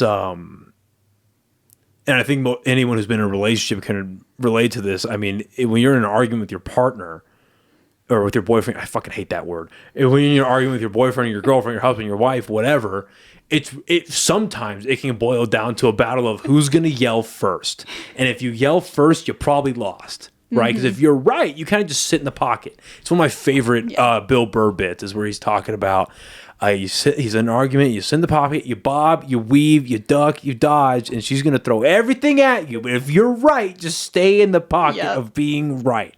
And so when you're debating someone over any type of topic, it's how well can you articulate yourself without getting emotional. Yep. It's especially easy when you know you're right. Mm-hmm. Were there any topics? So was that high school or college? It was in high school. High school. Were there any topics like what? So what would you debate in a high school debate team? That's interesting. And I just asked that because like high schools are dumbasses, certifiably, most of them. 99% of high schools are stupid, and that's just not like me being funny. That's just I hated my high school. Well, the brain isn't formed properly. You don't know how to you don't even know who you are, let alone who other people are. You don't know world context. Don't have next to any life experience. And if high schoolers do have a lot of life experience, it's typically in the negative, unfortunately. So like, what type of topics were they having you guys debate? We would honestly debate some of the dumbest things I've ever heard of. The most memorable debate I have was over whether or not daylight saving time should be mandated in all 50 states. Wasn't that like, okay, so from what I understand, it's farmers would use it and the rest of the country does it except for Arizona. Because Arizona was like, no. We're not waking up an hour earlier just to look forward a little bit later to waking up right at the same time again. We're not going to be more tired for 6 months. That's stupid. But the fun thing is with Arizona, all of the reservations are on government time, so they observe daylight saving time. so fucked up. God, just when you living on the res couldn't suck anymore. You have to wake up an hour earlier. At least someone told me that was true. They could be 1,000% punking me. I mean, but I also, never Googled it. Well, I mean, I'm going to Google it now Google because it, that's find out. crazy. I was told that, hopefully in good faith. But Arizona reservations. For everyone listening, hey, we have video everywhere, so why aren't you watching it on video? But for everyone listening on audio, I'm looking up whether this is a real thing or not. What were we talking about? Daylight savings time. Daylight savings time. Let's see if they have to use it. No, you're completely correct. So, unlike most of the United States, Arizona does not observe daylight savings time, with the exception of the Navajo Nation, which does observe daylight savings time. But the Hopi Reservation, which is not a part of the Navajo Nation, but is geographically surrounded by it, does not observe. So I wonder why. That's insane. So it's only the Navajo Nation that observes daylight saving. So I wonder if that goes back to a farming thing. It might. Huh. That's interesting. Very interesting. Also very unfortunate for the Navajos. Yeah, that sucks. So you would be debating shit like that.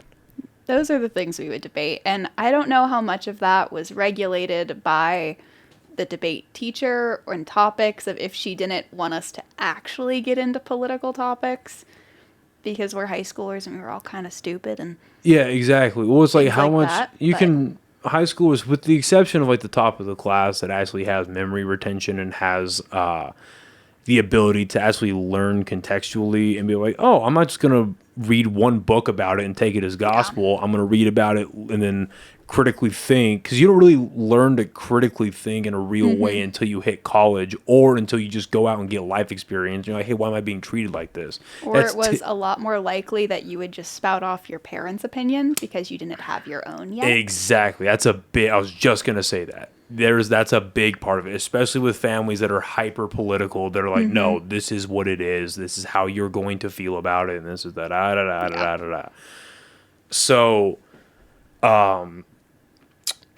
yeah, that's. I mean, I don't blame if that was the way the teacher was running. I don't blame her at all because I mean, I don't want to watch high schoolers debate about it's like today, right? I don't want to watch high schoolers debate the war in Gaza or debate the Ukrainian war or debate why we're in this inflationary period and this thing, because it's like, no, you have no idea why this is going on. I promise you that your learning of the world does not extend past 5 years ago. And why should it? On the other hand, right? It's like, why should it? As you're entering like maybe junior, senior year of college, you start probably like peeking out your window, seeing what's going on. But it's like, hold on to childhood as long as you can. I don't know. So when did you, hard shift, when did you get into pageantry? I got into pageantry in the 7th grade, and my mother will claim it was out of spite. She hates pageants. Not a fan. Yeah. 10 out of 10. Not a fan. She was a tomboy. Still is. In fact, I have 2 bookshelves in my apartment that she built. Nice. Carpentry. She redid the wood floors in our house.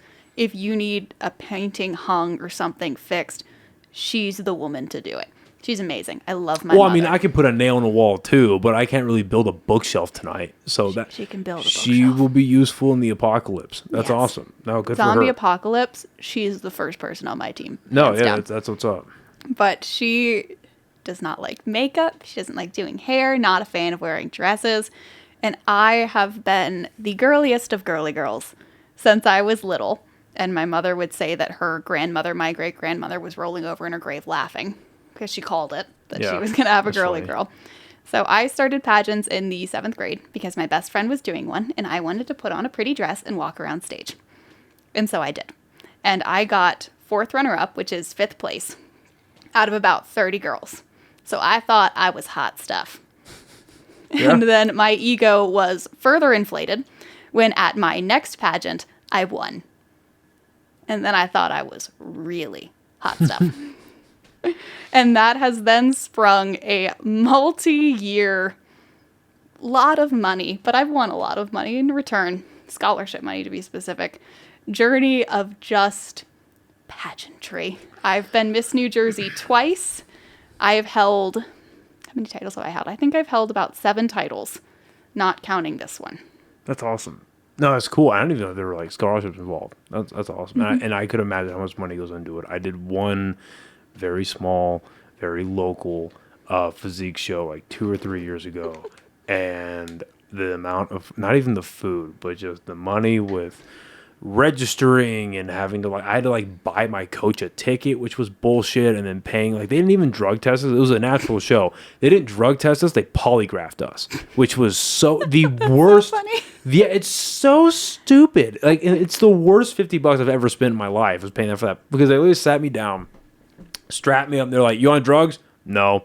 I was like, "You ever been on testosterone therapy?" No.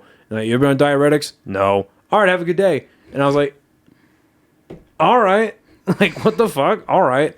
But then show day came, like, oh, okay, that guy's not like juicing, but he's on some sauce. Like, that is not natural at all. But yeah, I think, yeah, it's a shit ton of money. And it's A lot of money, a lot of time. when you are budgeting for that type of stuff, and what you're doing is all of that, like, because I'd imagine you have to have like a posing coach or like a routine type coach. Or like, I don't know, I'm using not the, using the right terminology. There but are like, pageant coaches. but Yes. like, yeah, like, but like, what are you budgeting for? So back when I was still in college, I would take voice lessons and modeling lessons. And when I was in high school, I did a whole lot of interview coaching sessions because the nomer in pageants is you win a pageant in interview and you lose a pageant in onstage question. Yeah, well, and I told... Sure, you've seen some of the funny ones. Well, because I told Mackenzie this, and because I'm trying to turn it into a bit, but I mean this with absolutely no negative connotations at all, but I was watching some of the New Mexico footage from like years past. And I feel so bad for these you guys that all do all this. I feel so bad for you if they ask you these questions, because like, I was watching footage from like maybe 2 years ago, I think, from New Mexico pageants, like Miss New Mexico and shit like that. And they bring this girl on stage, and she's very like well done up. She's very, very well presented. And the guy asks her some just low ball, like super soft, huggy, snuggly question. Like, if you had, he presented it way better than I'm going to, but basically, like, if you had your 5 best friends over, what would you make them for dinner? And I think she was like Thai or Filipino in descent or whatever, and she describes this traditional food from her culture and how like her grandmother used to make it and all this stuff. And everyone's like, yeah, that's a great answer. I want to go to dinner with you. And then the next question, and the way he opens it made me fucking... I was also a little stoned, but I was watching, and I had to pause the video. I started to laugh so fucking hard. The guy, he goes, oh, that was a great answer. Okay, next question. New Mexico's an open carry state.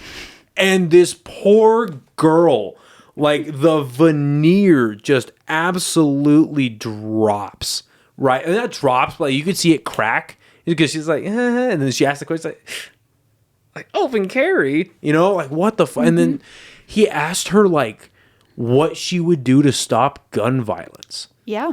And it's like, what? Okay, I understand, like, you want to understand these people or these women on a deeper level than just like the glamour and the shiny dresses and the makeup and all that. I get that. But like, come on. Open carry gun laws? Like, that's what we're going with? The amount of political questions that I have been asked, even when I was a junior teen, which is ages 13 to 15. Which is crazy, by the way. Shock you. And I think, in my opinion, as to why pageant girls get asked a lot of these political questions is because they're trying to see, one, how informed on the world are you? If you are crowned Miss New Mexico volunteer, you are now a representative of New Mexico. Right. They want you to be informed about what's going on in your state or what's going on in the country or even the world. And the other thing they want to know is how you deal with controversy. If you're thrown an incredibly controversial question, do you dig your heels into the ground? Do you state your opinion? This is a hill I am prepared to die on. Do you maybe take the less controversial route, try to see both sides, make everybody happy? How do you deal with conflict as a person? Because how you deal with conflict is going to show a lot about how you are going to be as a title holder. If you disagree with the organization, are you going to be very outspoken about that? Are you going to pull back on that? What are you going to do throughout your reign? And that makes sense. And I agree with that. I agree with most of that. I also think it's a little bit of a game for some people. Oh, it is, to for prove that pageant women aren't dumb. Well, I'm sure it is. Oh no, and there's the amount of that isn't zero. So I agree with you for sure. But on the other hand, and it's 110% the result of a world, and well, not even a world, let's say a country, right? A country that has been politicized really since the Kennedy and Nixon debate in the 60s, because that was the first televised one. So obviously there's political issues well before the 60s, but that's, I think, when you can track the oh, this is politics on steroids, right?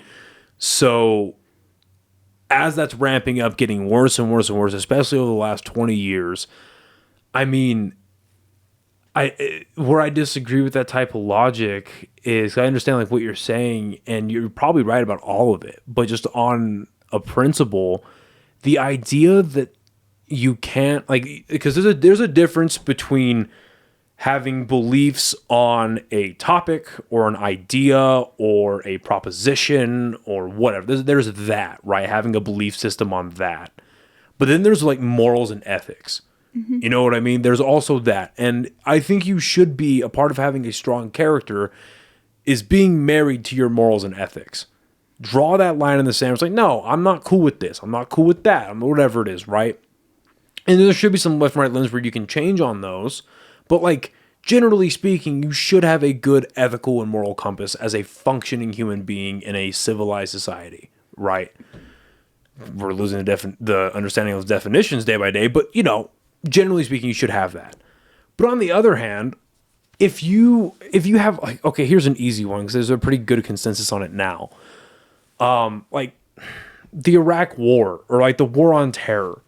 When you're in the thick of something like that, there was debate on back and forth, especially between 2002 and 2007. I was oh fuck, do they have weapons of mass destruction? This and the other.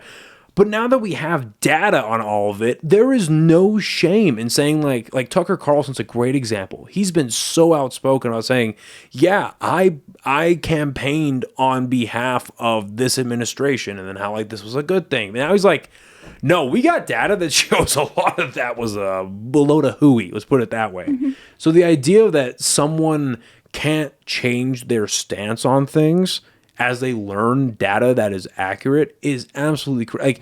What would be really refreshing, to be completely honest with you, is seeing a politician or just somebody whether it's a politician, a celebrity. Now there's a whole lot of difference, but seeing these people that in the past have said they are for one thing, and then now in the present, you know what? I learned some stuff. I read a book. I listened to some people smarter than me, and turns out I was wrong. Sorry, man. You know what I mean? That would be a lot more refreshing.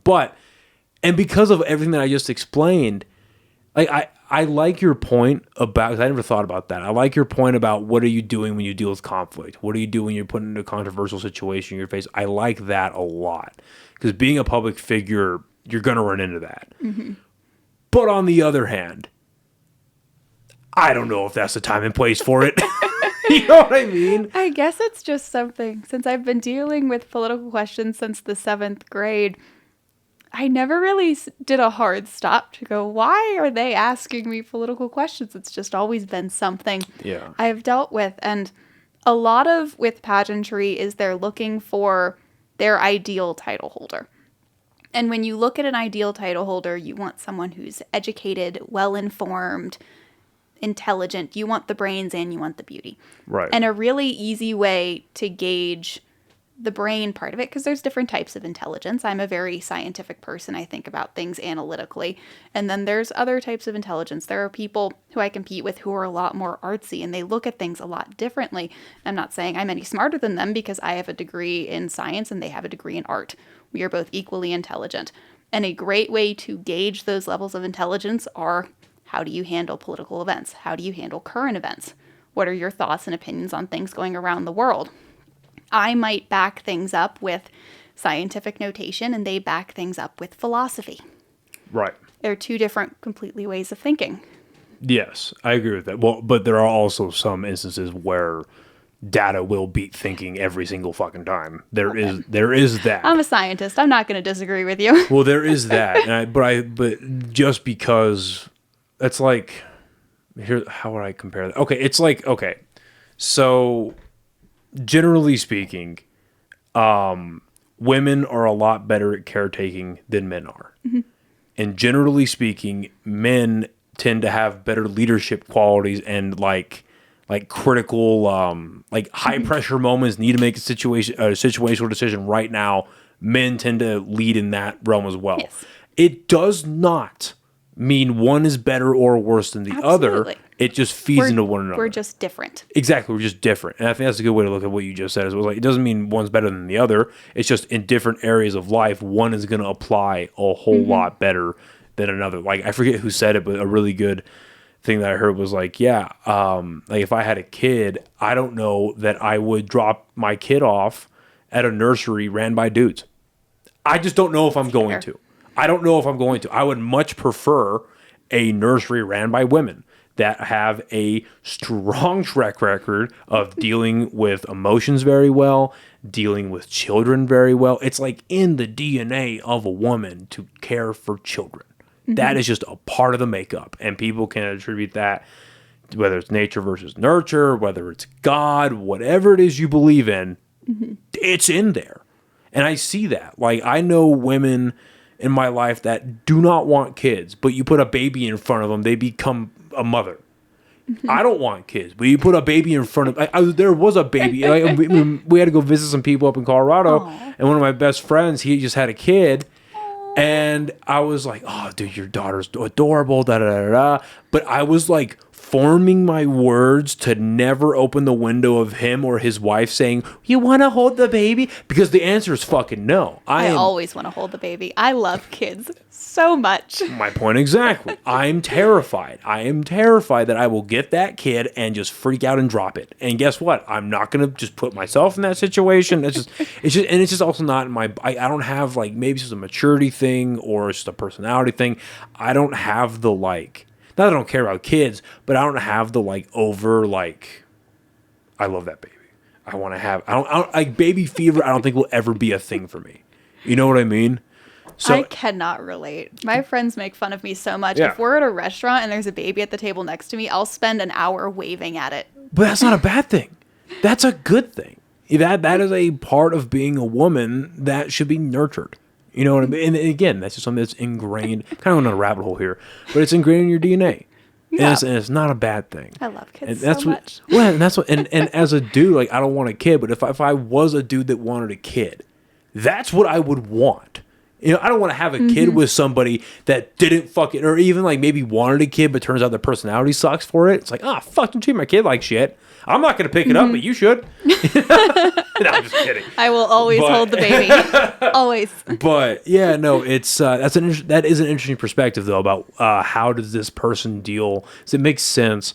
Not just with, because I always thought through it was like a high pressure thing, but it's like, yeah, how do they articulate themselves with a controversial subject, or how do they?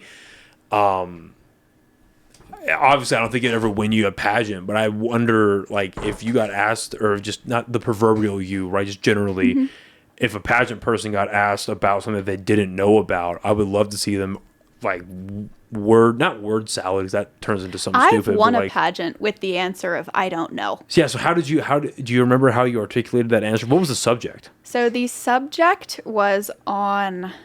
I think it was something very dark. I believe a synagogue had been bombed. Jesus Christ! What the fuck? Why would you...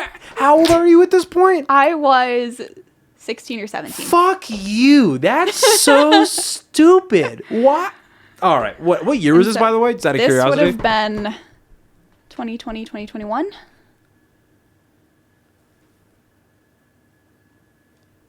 And they might have been using like prior context. Oh, okay, I was trying to think like, but okay. the question itself was about religious intolerances and dealing with them. But the exact subject matter they were speaking on was the synagogue had been bombed, and then they somehow tied that into Islam and the faith of Islam, which it's not Judaism, so I'm not quite sure the connection between the synagogue and Islam. Well, I'm sure the question had a tie there. If I had to guess, it's just because there are a lot of obviously synagogues in that region due to the high Jewish population, but also because to kind of tie it into right now, like the reason, like biblically speaking, the big rivalry between what are now the Palestinians and the state of Israel came because of Abraham's two sons and the split that happened there. So I'd imagine there's a connection for all that. It was something along that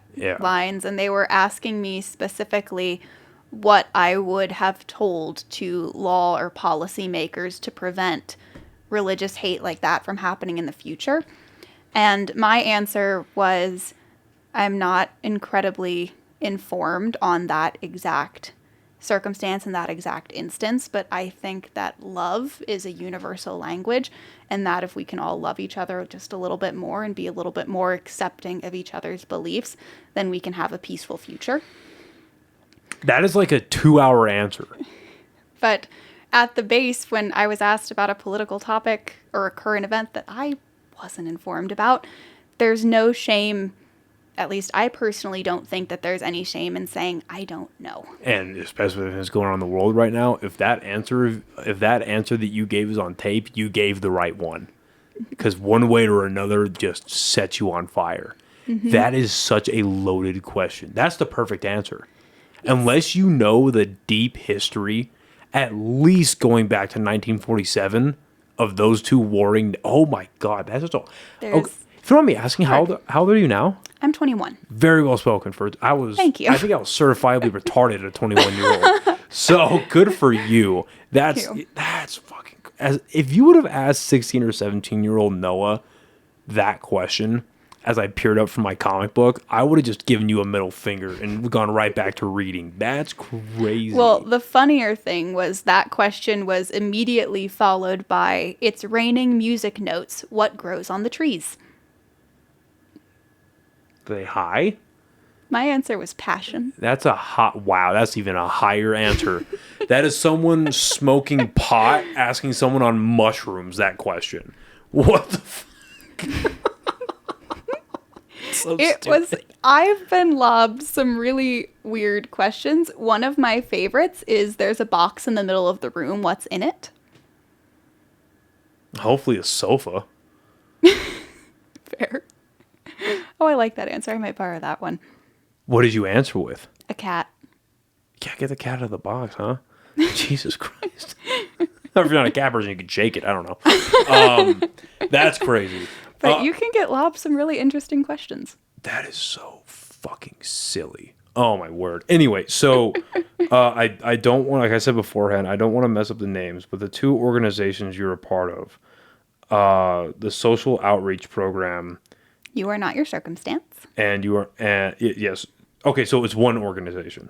Maybe I just read that wrong. Okay, so the social... It is my social outreach program, You Are Not Your Circumstance. Okay, so kind of explain that and what your role is in working alongside it. Or Absolutely. in it, rather. So You Are Not Your Circumstance is an international social outreach program that I founded back in 2017 when I was still in high school after a personal battle with chronic illness. Basically, the program teaches children and adolescents all over the world how to overcome adversity or disability through the power of positive coping mechanisms.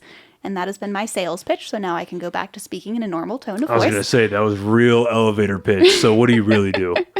So I help kids who are going through any form of adversity, whether it be chronic illnesses like I went through, it could be something as simple as their parents are going through a divorce, or... Have you said publicly what that was? You don't have to. You don't have to. So if you don't want I to. have a couple chronic illnesses. The big blanket term is dysautonomia, which is dysfunction of the autonomic nervous system, which controls non-voluntary bodily functions. So digestive system, heart rate, breathing, blood pressure. So with the digestive system, I can speak. The digestive system specifically, is that akin to Crohn's? So I have gastroparesis. Okay. Which is, my stomach is partially paralyzed. Oh, fuck. Okay. And then along with the dysautonomia, I also have POTS, which is posterior orthostatic tachycardia syndrome. And that is a very fancy term for my heart rate and blood pressure do not get along very well. So I am constantly cold and prone to fainting. Holy fuck. Well, you've done this podcast very well. So congratulations. Thank you. I also eat a lot of salt. The joke is that POTS doesn't stand for posterior orthostatic tachycardia syndrome. It stands for people of the salt. So, okay, so salt. It helps the symptoms. Oh, interesting. In what way? It effectively regulates them so we don't crash as easily. For example, if I were to just, I'm not going to do it, I promise. If I were to just jump up right now, my heart rate would plummet and my blood pressure would skyrocket. And Your heart rate would plummet? Yes. So it just drops. Interesting. And I would effectively just... Is it because it's a shock to the system that you're moving so quickly? A little bit. So the way that you test for POTS is you do what's called a tilt table, where they put you on, it's honestly a little bit like a medieval torture device, but we don't talk about that. They put you on this flat surface, like a table like this, and then they tilt it at various angles, and they see if you pass out, they see how your heart rate reacts. I mean, I'm not saying that's a bad way of doing it, but it's 2024. There's gotta be a better... And for me, what happened was they tilted me forward a little bit. And I flat out looked at the doctor and went, I am about to throw up. So you're so horizontal. We start horizontal. Yeah. And then they moved me up. And they moved me over just a little bit. Okay. And then after about 30 seconds in this position, I told a doctor that I was going to throw up and then pass out. And so they immediately moved me back. Of being almost upside down, pretty much. Not upside down, but like just facing the floor. So my head is at the top. Yeah. So I'm like leaned over. Okay, yeah. And for me specifically, it's just drastic position changes. So lying down to sitting up to standing very quickly are what cause me to go down. Oh, shit. But generally, anytime I stand up, my vision goes spotty. So I ask about your heart rate specifically, I guess, because like whenever I stand up too quickly or move too, I mean, my brain goes like the heart just starts beating really quick. Mine drops. So what's causing it to go? Do you know? Autonomic nervous system. They just, okay, interesting. Holy shit. And for me personally, I became chronically ill because when a couple years prior to my symptoms starting, I fell off a swing set and I bonked my noggin and brain trauma. Just brain trauma. Because it's developing brain and just, holy shit. Specifically undiagnosed brain trauma. Is that just because you didn't go to the hospital afterwards, or they funny didn't thing catch was, it? Or? I did go to the hospital, but my head didn't hurt. My back did. And so they did scans of my back because they were worried I had broken something. Right. And then I guess we just did the standard 4-hour concussion test and nothing. Right. Yeah. But because that's what hey, kids fall all the time. Kids fall. Kids hit their head. They're fine. I think like at least maybe it's because maybe this led to how I turned out, but at least once every couple of weeks as a kid, I would come home with a fucking knot in my head because kids fall. They hit their head. They fight. It happens. Yeah. And this, rather having it undiagnosed, led to a rougher period. Because when my symptoms first started, this might be a little TMI, they started as something called cyclical vomiting syndrome. Interesting. Which effectively meant that for a period of time on a cycle, hence the term cyclic, my body rejected all food and liquid. I was physically unable to keep anything down. Wow. Which for a middle schooler, because my symptoms started when I was in the 6th grade.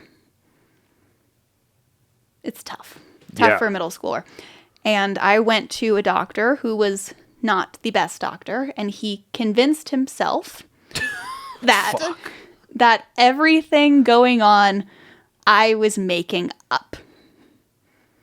I don't know how one could make up being able to keep food or liquid down. Well, I mean, there's, I'd imagine that doctors, when they're talking about this with middle schoolers, their brain would probably go.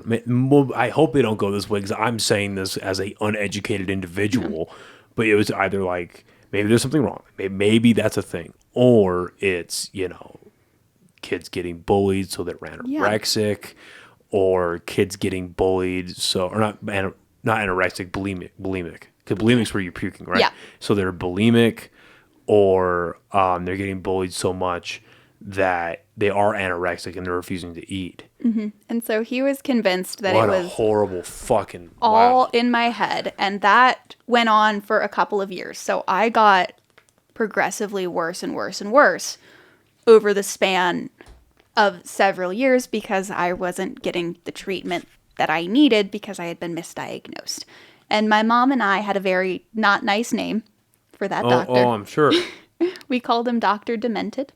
Oh, well, that wasn't the fuck word, so I think you're fine. I think you're fine. That's a very nice way of putting it. Well, I mean, that's how you fuck it. That's how doctors get sued, because that's incredible malpractice. So, and then thankfully, though, we then switched hospitals, and I was given an accurate diagnosis and accurate levels of treatment. And I have to say that is all thanks to my mom. She literally flew me to specialized hospitals across the country to get me the correct diagnosis and the correct care. And what did proper treatment look like for that?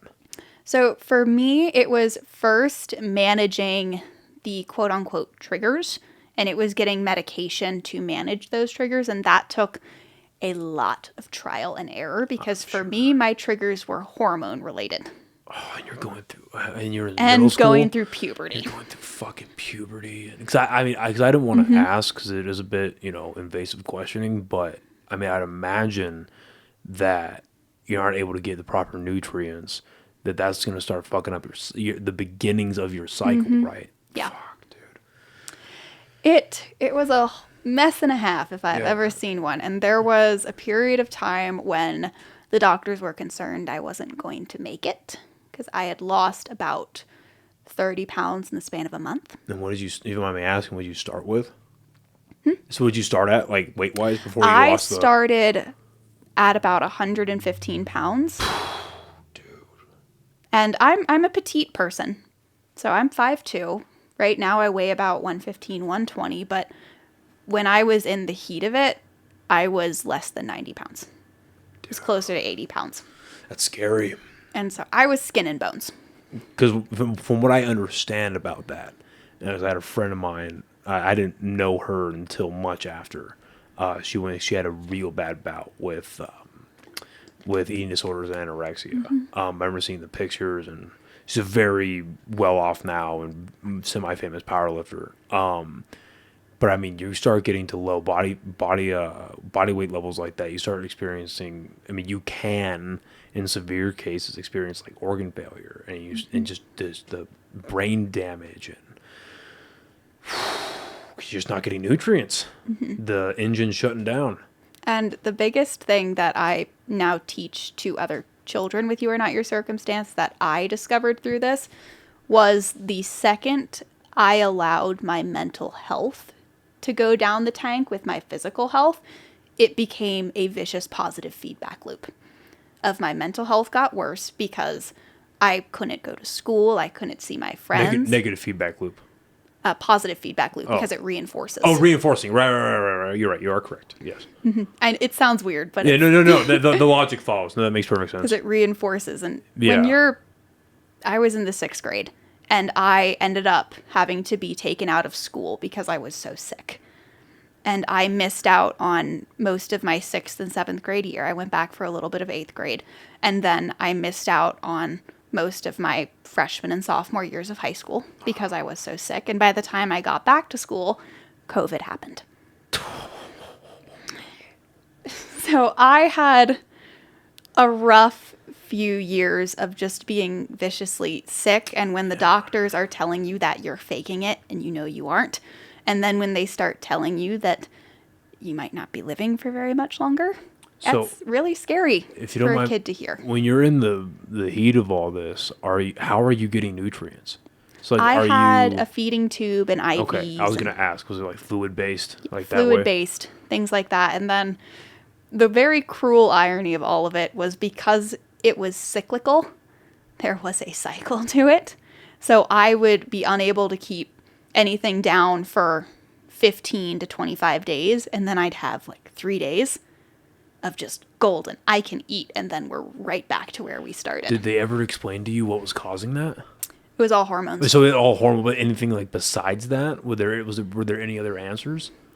It was actually attached to my feminine cycle. Okay. And so when it was supposed to start, it was when it would stop. But then because of how much we had messed with my hormones, we messed up the start and stop. Jesus.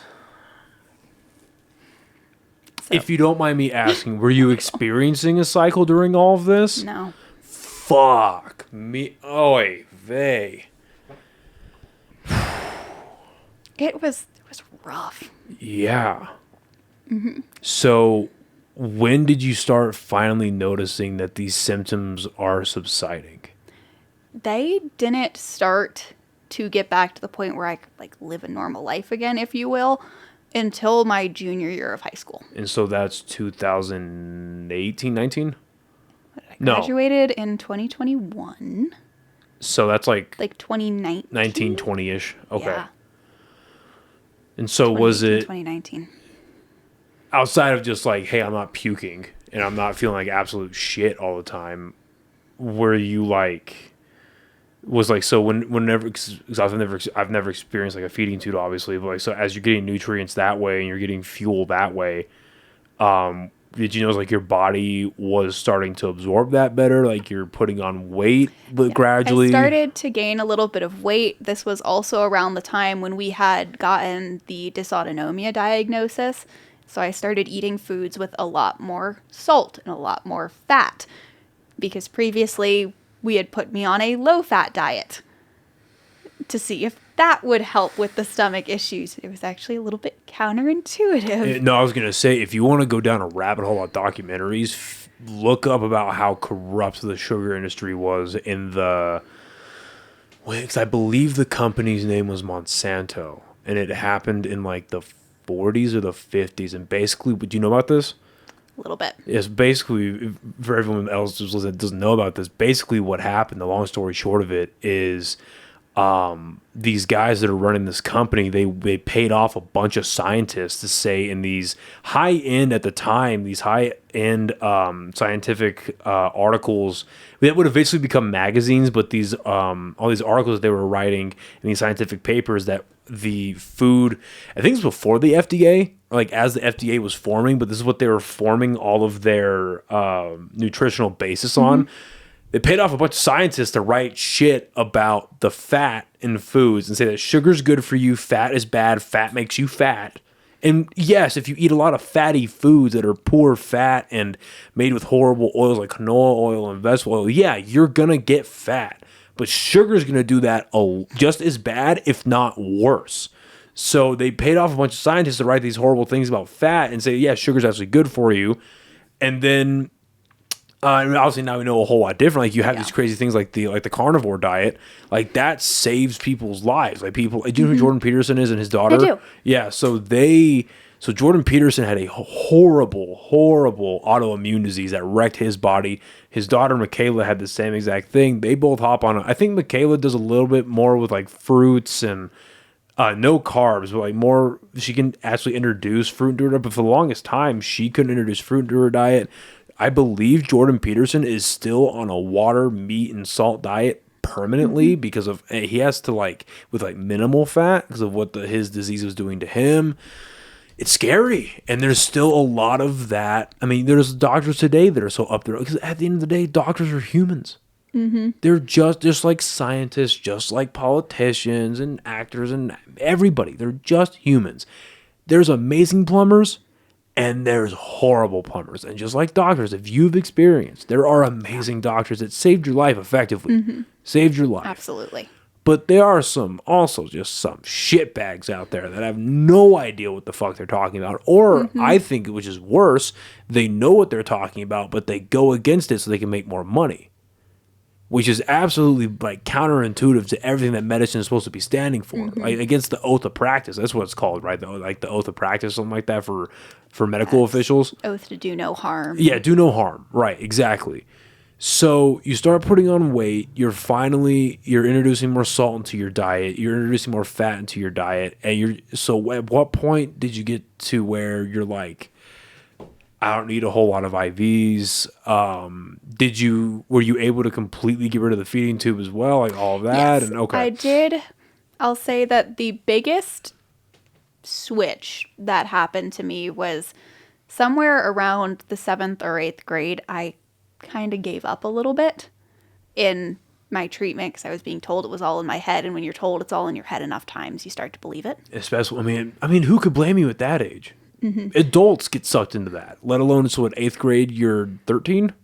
12, 14. 13, right? Yeah. Yeah, who would blame you? And so I was being told that everything was the result of anxiety and depression. And so I developed anxiety and depression. Oh, And it was rather easy, especially when you're a kid whose entire life has been ripped out from under them. It's easy to get depressed. well, middle school's already tough. Mm-hmm. Your body's going through it again. And then you throw in a couple chronic illnesses on Yeah. top of that when you were a completely healthy kid otherwise.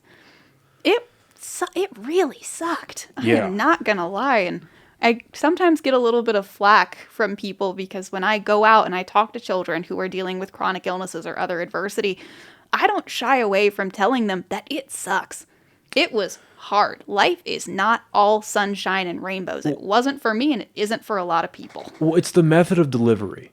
It's if you go up to a kid and you open with, dude, your life fucking sucks. It sucks to be you. Yeah, that's pretty bad. If you open with that and that's the way you're telling the kid. But yeah, if you're sitting down, you're having because kids obviously are not as intellectually developed as adults, obviously, but they do have the ability to get the bullet points of what's going on for the most part. Challenging when you're talking to them to things like death or serious sicknesses that even themselves are experiencing, or just there are subjects that are just challenging for a kid. Racism, right? Challenging for generally speaking for a kid to understand. But again, kids can pick up bullet points, and kids, honestly, I think it's one of the best ways that kids understand the concept of respect is when they're given respect by people who are, even if they're not in a point of authority, because you're older than them, they see you as a authority figure. They see you as somebody that's in charge, whether you are or not. Most adults aren't. But, when they get that type of adult treatment when they're not used to it, they tend to retain that a lot more. No, that's the right way to go about it, is to let them, not let them know because they know, but, just talk to them in a real way. Like, hey, man, this really fucking sucks, but you're going to get through it. Yeah. And it's going to be okay. I will not lie to the kiddos. That is my one rule when I'm doing my programs. If you ask me, what was it like being diagnosed with chronic illness and not being able to go to school and being told you were going to die? It sucked. It was not great. I'm not going to lie and tell you that, I knew everything was going to be fine, because I didn't. No. And in fact, it annoyed me more than anything else when an adult would go, it's all going to be fine. Like, is it though? Right. Because even if I do learn to manage my symptoms, I'm going to be chronically ill for the rest of my life. And that's a hard pill to swallow as a teenager. Right. Well, and it's also, you don't really understand the context of it's going to be all right. 'Cause that's relative to where you are right now. Yeah. You don't understand that, and you're not able to compartmentalize that and put that in your pocket. And it's funny you put it that way. That's one of my favorite Jordan Peterson quotes, is you can't tell the truth all the time because you don't know the truth all the time. It's physically or it's mentally impossible to do that, but you have the ability to not lie. Yeah. You do have that ability. So that's the right way to go about it. And people are giving you flack for that. But I always try to tie it into, I truly flipped the switch for the better. Of course, my physical health was on the up, but my mental health was still down. I was moping. I was feeling sorry for myself. I'm not afraid to admit it. I was a moody teenager. It happens. Yeah. And I had a therapist, for lack of a better word, smack some sense into me. We were in a therapy session one day, and I was whining about how I had missed my high school prom or homecoming or something relatively insignificant that felt like the world to me back then. Well, because that was your world. Yeah. Yeah. And so now I look at it and I'm like, that was silly. But back then it wasn't silly. And she effectively sat me down and she told me that I was still acting like I was on death's doorstep. Woe is me, pity me, feel sorry for me, all of those things. And that I wasn't going to die. I got to live. Congratulations, good job me. But if I didn't start acting like I was grateful for that, the universe might take that second chance back. I was given a second chance and I was blowing it. And that was a pretty harsh reality check. And it made me, this is going to sound really corny, it made me not want to blow the second chance anymore. Well, that means you're a good therapist. I had a great therapist. And that is coincidentally when I started You Are Not Your Circumstance. Because I realized that if we allow the adversity in our lives to control us, we're really nothing more than like sitting ducks waiting for the next bad thing to happen. And we can't always control what happens in our lives. But what I learned from that therapist is that we can control how we react to situations in our lives. Chances are I would have gotten better a lot sooner if my mental health had been in the right place. And so now I go out and I help children learn positive coping mechanisms which protect their mental health in the face of adversity so that when they do face it, because every person in the world will experience adversity at some point in their lives. It may be at different scales, but everyone will go through it at least once. And if you know how to protect your mental health in the face of it, you're going to be better off. And unfortunately, you don't know how to protect your mental health until you go through adversity. And that's like, there's a million people have said it. It's, you know, the hardest thing you've been through is the hardest thing you've been through. It's all relative. For some people, the hardest thing they've been through is what you've just described over the last like 20 minutes or so, right? For other people, the hardest thing they've been through is the sports car didn't have enough gas, or you know, the housemaid showed up an hour late.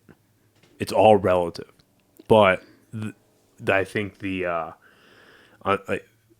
for people that haven't experienced what you have experienced, what I always tell people when this subject comes up is just, you don't have to, like, life will bring you enough challenge.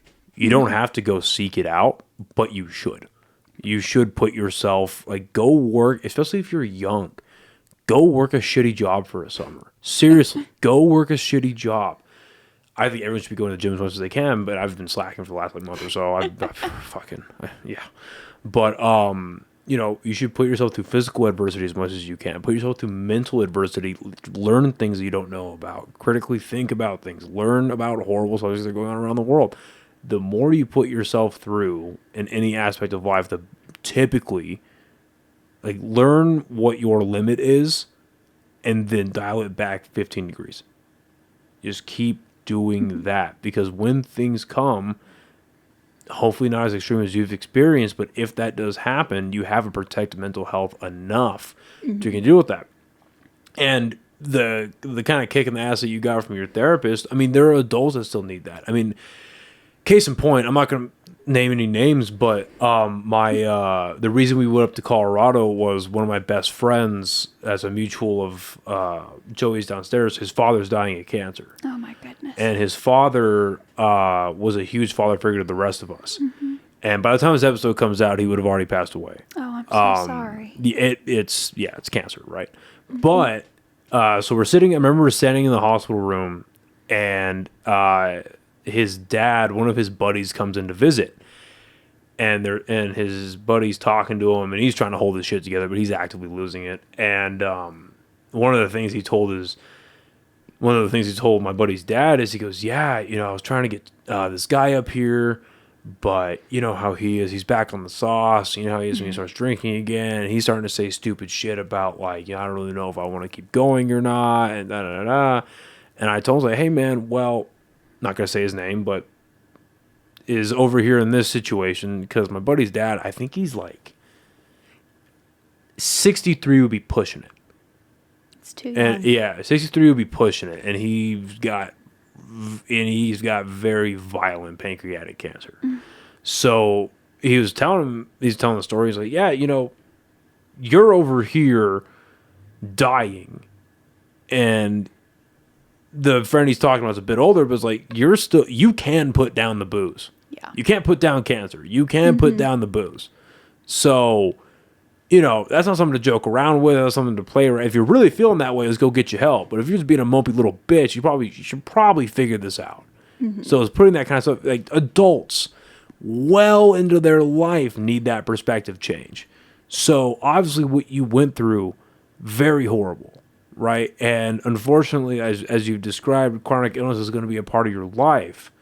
However, the positive out of all that is you got that kind of talking to as a young, how old would you say you were at the time? I would have been 16, 17. When you had that conversation? I was young. So 16 or 17, you had a very pivotal conversation that a lot of adults will never have. And whether that's because they don't seek out resources, even worse than that, they don't have good friends in their lives or good family members in their lives to tell them that. I mean, both, I think men need it more than women, but women sometimes do too. You need somebody good, to say, hey man, stop being a bitch. Like, when I went through a horrible breakup a couple years ago, he sat me down, hey man, you can cry and shit, but fucking get over it. Get through your shit. No, I didn't. But, it is what it is. But you need friends in your life like that. They're like, hey, man, you need to fucking pull your shit together. Whether it's you go through a breakup, you fucking lose a job, whatever happens of varying degree, you need people in your life like that. And I'm glad that you're able to get that at that age. It's horrible, the vehicle that brought you there. So what is the future look like for your nonprofit? So with my social outreach program, right now I'm established in the United States, Canada, and Thailand. I'm hoping Why Thailand? I had the opportunity to give a talk there. Cool. Just through a mutual acquaintance, and I took that opportunity. Yeah, cool. That's awesome. And so my goal is to right now I'm a one-woman army. Every talk I do, every podcast, every sports clinic, every event I do with You Are Not Your Circumstance, I do myself. If it's traveling, I pay for the travel myself. If I book out, I do it all myself. My vision for it is to one day have volunteers in all 50 states who are trained in my school curriculum and my sports clinics and can give those resources to children without me needing to physically be present. That's awesome. Damn. Do you have this kind of stuff like mapped out? Do you have it kind of like gamed out a little bit? I have a little bit of a game plan. It starts with making connections with organizations. Right now I'm partnered nationally with the YMCA and Girl Scouts. Wow. Good for you. And then locally, I've made a partnership with Locker 505. I love them. They're sweet. Yeah, I saw that on your Instagram a couple weeks ago. Yeah, Kim's awesome. Yes, and I've provided Locker 505 with flyers and pamphlets on mental health resources, positive coping mechanisms, things of that nature that parents can pick up and discuss with their kids or even just have in their back pocket. One of the resources was warning signs for children who are facing depression or possibly suicidal thoughts, as that's something that I went through when I was a kid, and my poor mother still kicks herself to this day for not realizing it sooner, but you can't blame other people for not knowing when they just don't know. No, and it's one of those things too where it's like, well, because especially today, because I think it's good that more people are talking about mental health and therapy, but a lot of people are using it as a crutch. And a lot of people are using it, and I'm guilty of that. I did that when I was younger. And a lot of people are nowadays, especially, they are like glorifying it. Yes. You know absolutely. What I mean? And you see on TikTok and social media at a minor inconvenience people joking, "Oh my gosh, I'm going to kill myself." Well, even further than that, where it's like they use, how do I describe this? They talk about depression in a way where it's a beautiful thing. And it's not. And it's really not. It's a real thing. It's something that when overcome, the experience can be beautiful, but actually being in it is like, well, you can like, how do I put this? Like, going through periods of depression is normal. But staying there prolonged, especially when it's hard to say who should or should not be experiencing it, but when the positives much outweigh the negatives, it's like, okay, is there like one thing that's so bad that we need to work on? Or is it like, you just, like, what is this? You know what I mean? If it's not like and those are only conversations that people close to the person can have, of course. But all that to say, a lot of it gets glorified, and a lot of it gets romanticized. Yes, romanticized. That's a better way to put it. That's a better way to put it. It gets romanticized. And it's not good, because adults can have a conversation about it and be like, oh, yeah, no, this is not smart. This is bad, and here's why, whatever. But again, like stuff on TikTok or Instagram, where you have kids looking at it, it's like, oh, it's actually kind of a cool thing to feel that way. Oh, and I feel that way. And then if they're already in their head about that, they don't know how to differentiate between, oh, this thing made me sad. It's okay to feel sad. Everybody feels sad. It's a human emotion. But they can't differentiate between sadness and depression. And that's when we start getting into dangerous territories. Right. Because they conflate everything as depression, and when everything is depression, nothing is depression until someone kills themselves, and it's like, oh, they had depression. And it's like, well, okay, and then it's just a whole rabbit hole of things that are just getting conflated when they shouldn't be. So being able to identify those things are great, obviously, and the better you get at it, the more useful that skill can be, just like anything else. But at the same time, you can't really be faulted. Especially not knowing like how right, it's one thing if it's a kid, because again, teenagers get moody. It happens, so it's hard as an adult, especially when you're so far detached from your own teenage years. And that's a very human issue where you romanticize the past, even though if a lot of it was, let's say, checkered, let's put it that way. You're so far removed from your teenage years, it's like, oh yeah, she's being a moody teenager. Hormones, it is what it is. There's probably boy troubles or girl drama or blah, blah, blah, whatever, Hallmark card words you can use for that. Or maybe in some cases it is real depression. And then, especially when you like get into adulthood, it's like, well, if the dude isn't, or the chick, if the person isn't speaking out about it, and they decide to make a very stupid decision, that is a fucking ugly thing nobody knows to talk about. Unfortunately, that's on them. Unfortunately. And that's why my program deals with children aged preschool all the way through 9th and 10th grade. So it's a pretty wide age group. And so each age group gets their own curriculum. So I'm obviously not going to talk to sophomores in high school the same way that I'm going to talk to preschoolers. Right. It's two very different topics, very different issues. And one of the key things that I really try to hammer home on for my middle schoolers and high schoolers is the idea of building support groups. Having people that you can talk to, because like in my case, I was fairly good at hiding how sad and depressed I really was. I was good at hiding my internal thoughts.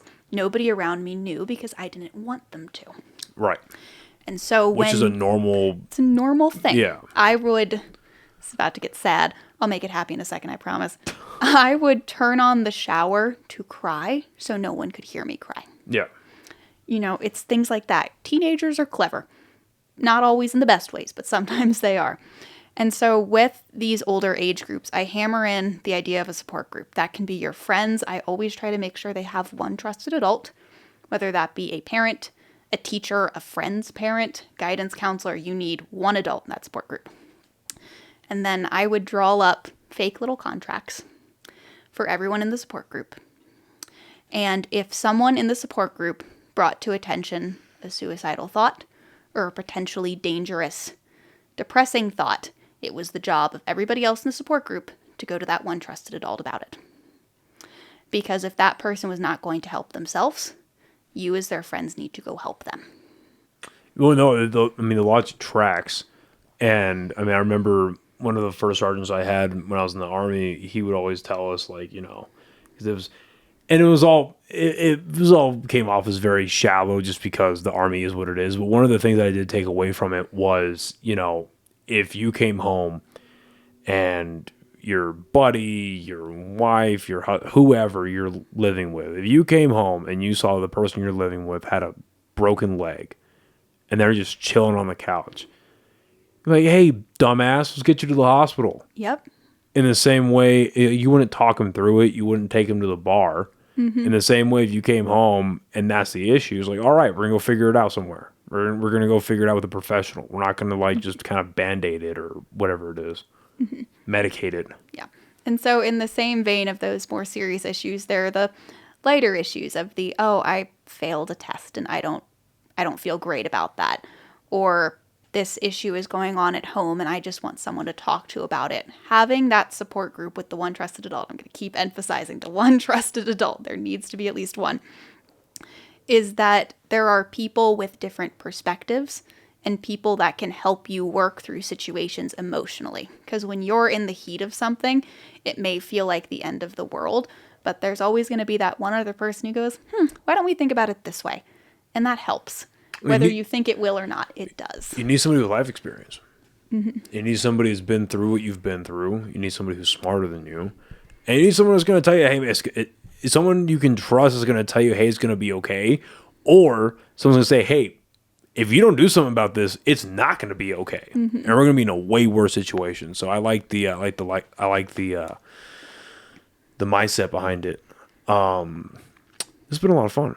Yes, this has been. Thank you for coming by and doing this. Before we get out of here, where can people watch one more time? Where can people watch you on the news, and then where can people find you on social media, and then where can people find your nonprofit?